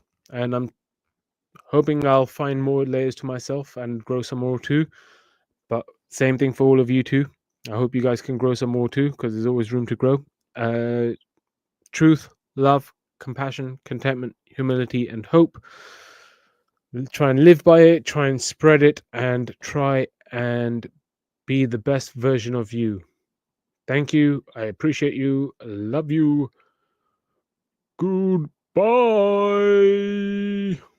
I never walked alone, God by my side. Through the valleys of shadow, he's my guide. When the road gets rough and the nights get cold, his love lights the way, worth more than gold. I hear his voice in the wind, his touch in the rain, healing every heartache, erasing the pain. Step by step, I'm walking in his grace. With love in my heart, I'm running this race. Walk with God, let him lead the way. Feel his peace every single day. Join the stride, let love define. He's with you always, keep him on your mind. Oh, oh, oh, oh, oh, oh. Oh, oh, oh, oh. Oh, oh, oh, oh, oh, oh. Oh, to the weary and lost, come take my hand. We'll walk together. together to the promised land. No burden too heavy, no soul too low. When you walk with God, the blessings flow. He's the anchor in storms, the calm in strife, the beacon of hope, the giver of life. Let's spread this love, let's make it known. In God's embrace, we're never alone. Walk with God, let him lead the way. Feel his peace every single day. Join the stride, let love define. He's with you always, keep him on your mind. Stronger together, united in his name. Walking in love through joy and pain. Every step is a prayer, every path a song. With God in our hearts, we can't go wrong. Let the world see the light that we carry inside. A flame that won't falter with him as our guide. So lift your voice, let's call them home. No one should ever have to walk alone. Oh, oh, oh, oh, oh, oh. Oh, oh, oh, oh. Oh, oh, oh, oh, oh, oh. Oh. To the weary and lost, come take my hand. We'll walk together to the promised land. No burden too heavy, no soul too low. When you walk with God, the blessings flow. He's the anchor in storms, the calm in strife, the beacon of hope, the giver of life. Let's spread this love, let's make it known. In God's embrace, we're never alone. To the weary and lost, come take my hand. We'll walk together to the promised land. No burden too heavy, no soul too low. When you walk with God, the blessings flow. He's the anchor in storms, the calm in strife, the beacon of hope, the giver of life. He's the anchor in storms, the calm in strife. For real, you always keep him on your mind. Are you ready to move, to walk in the truth, to trade in the lies for eternal proof? Open your heart, let his love ignite, and walk in his glory, bathed in his light. We're calling the nations, we're calling the lost, to walk in his footsteps, whatever the cost. With love in your heart and God in your mind, you'll see the peace that the world can't find. Walk with God, let him lead the way.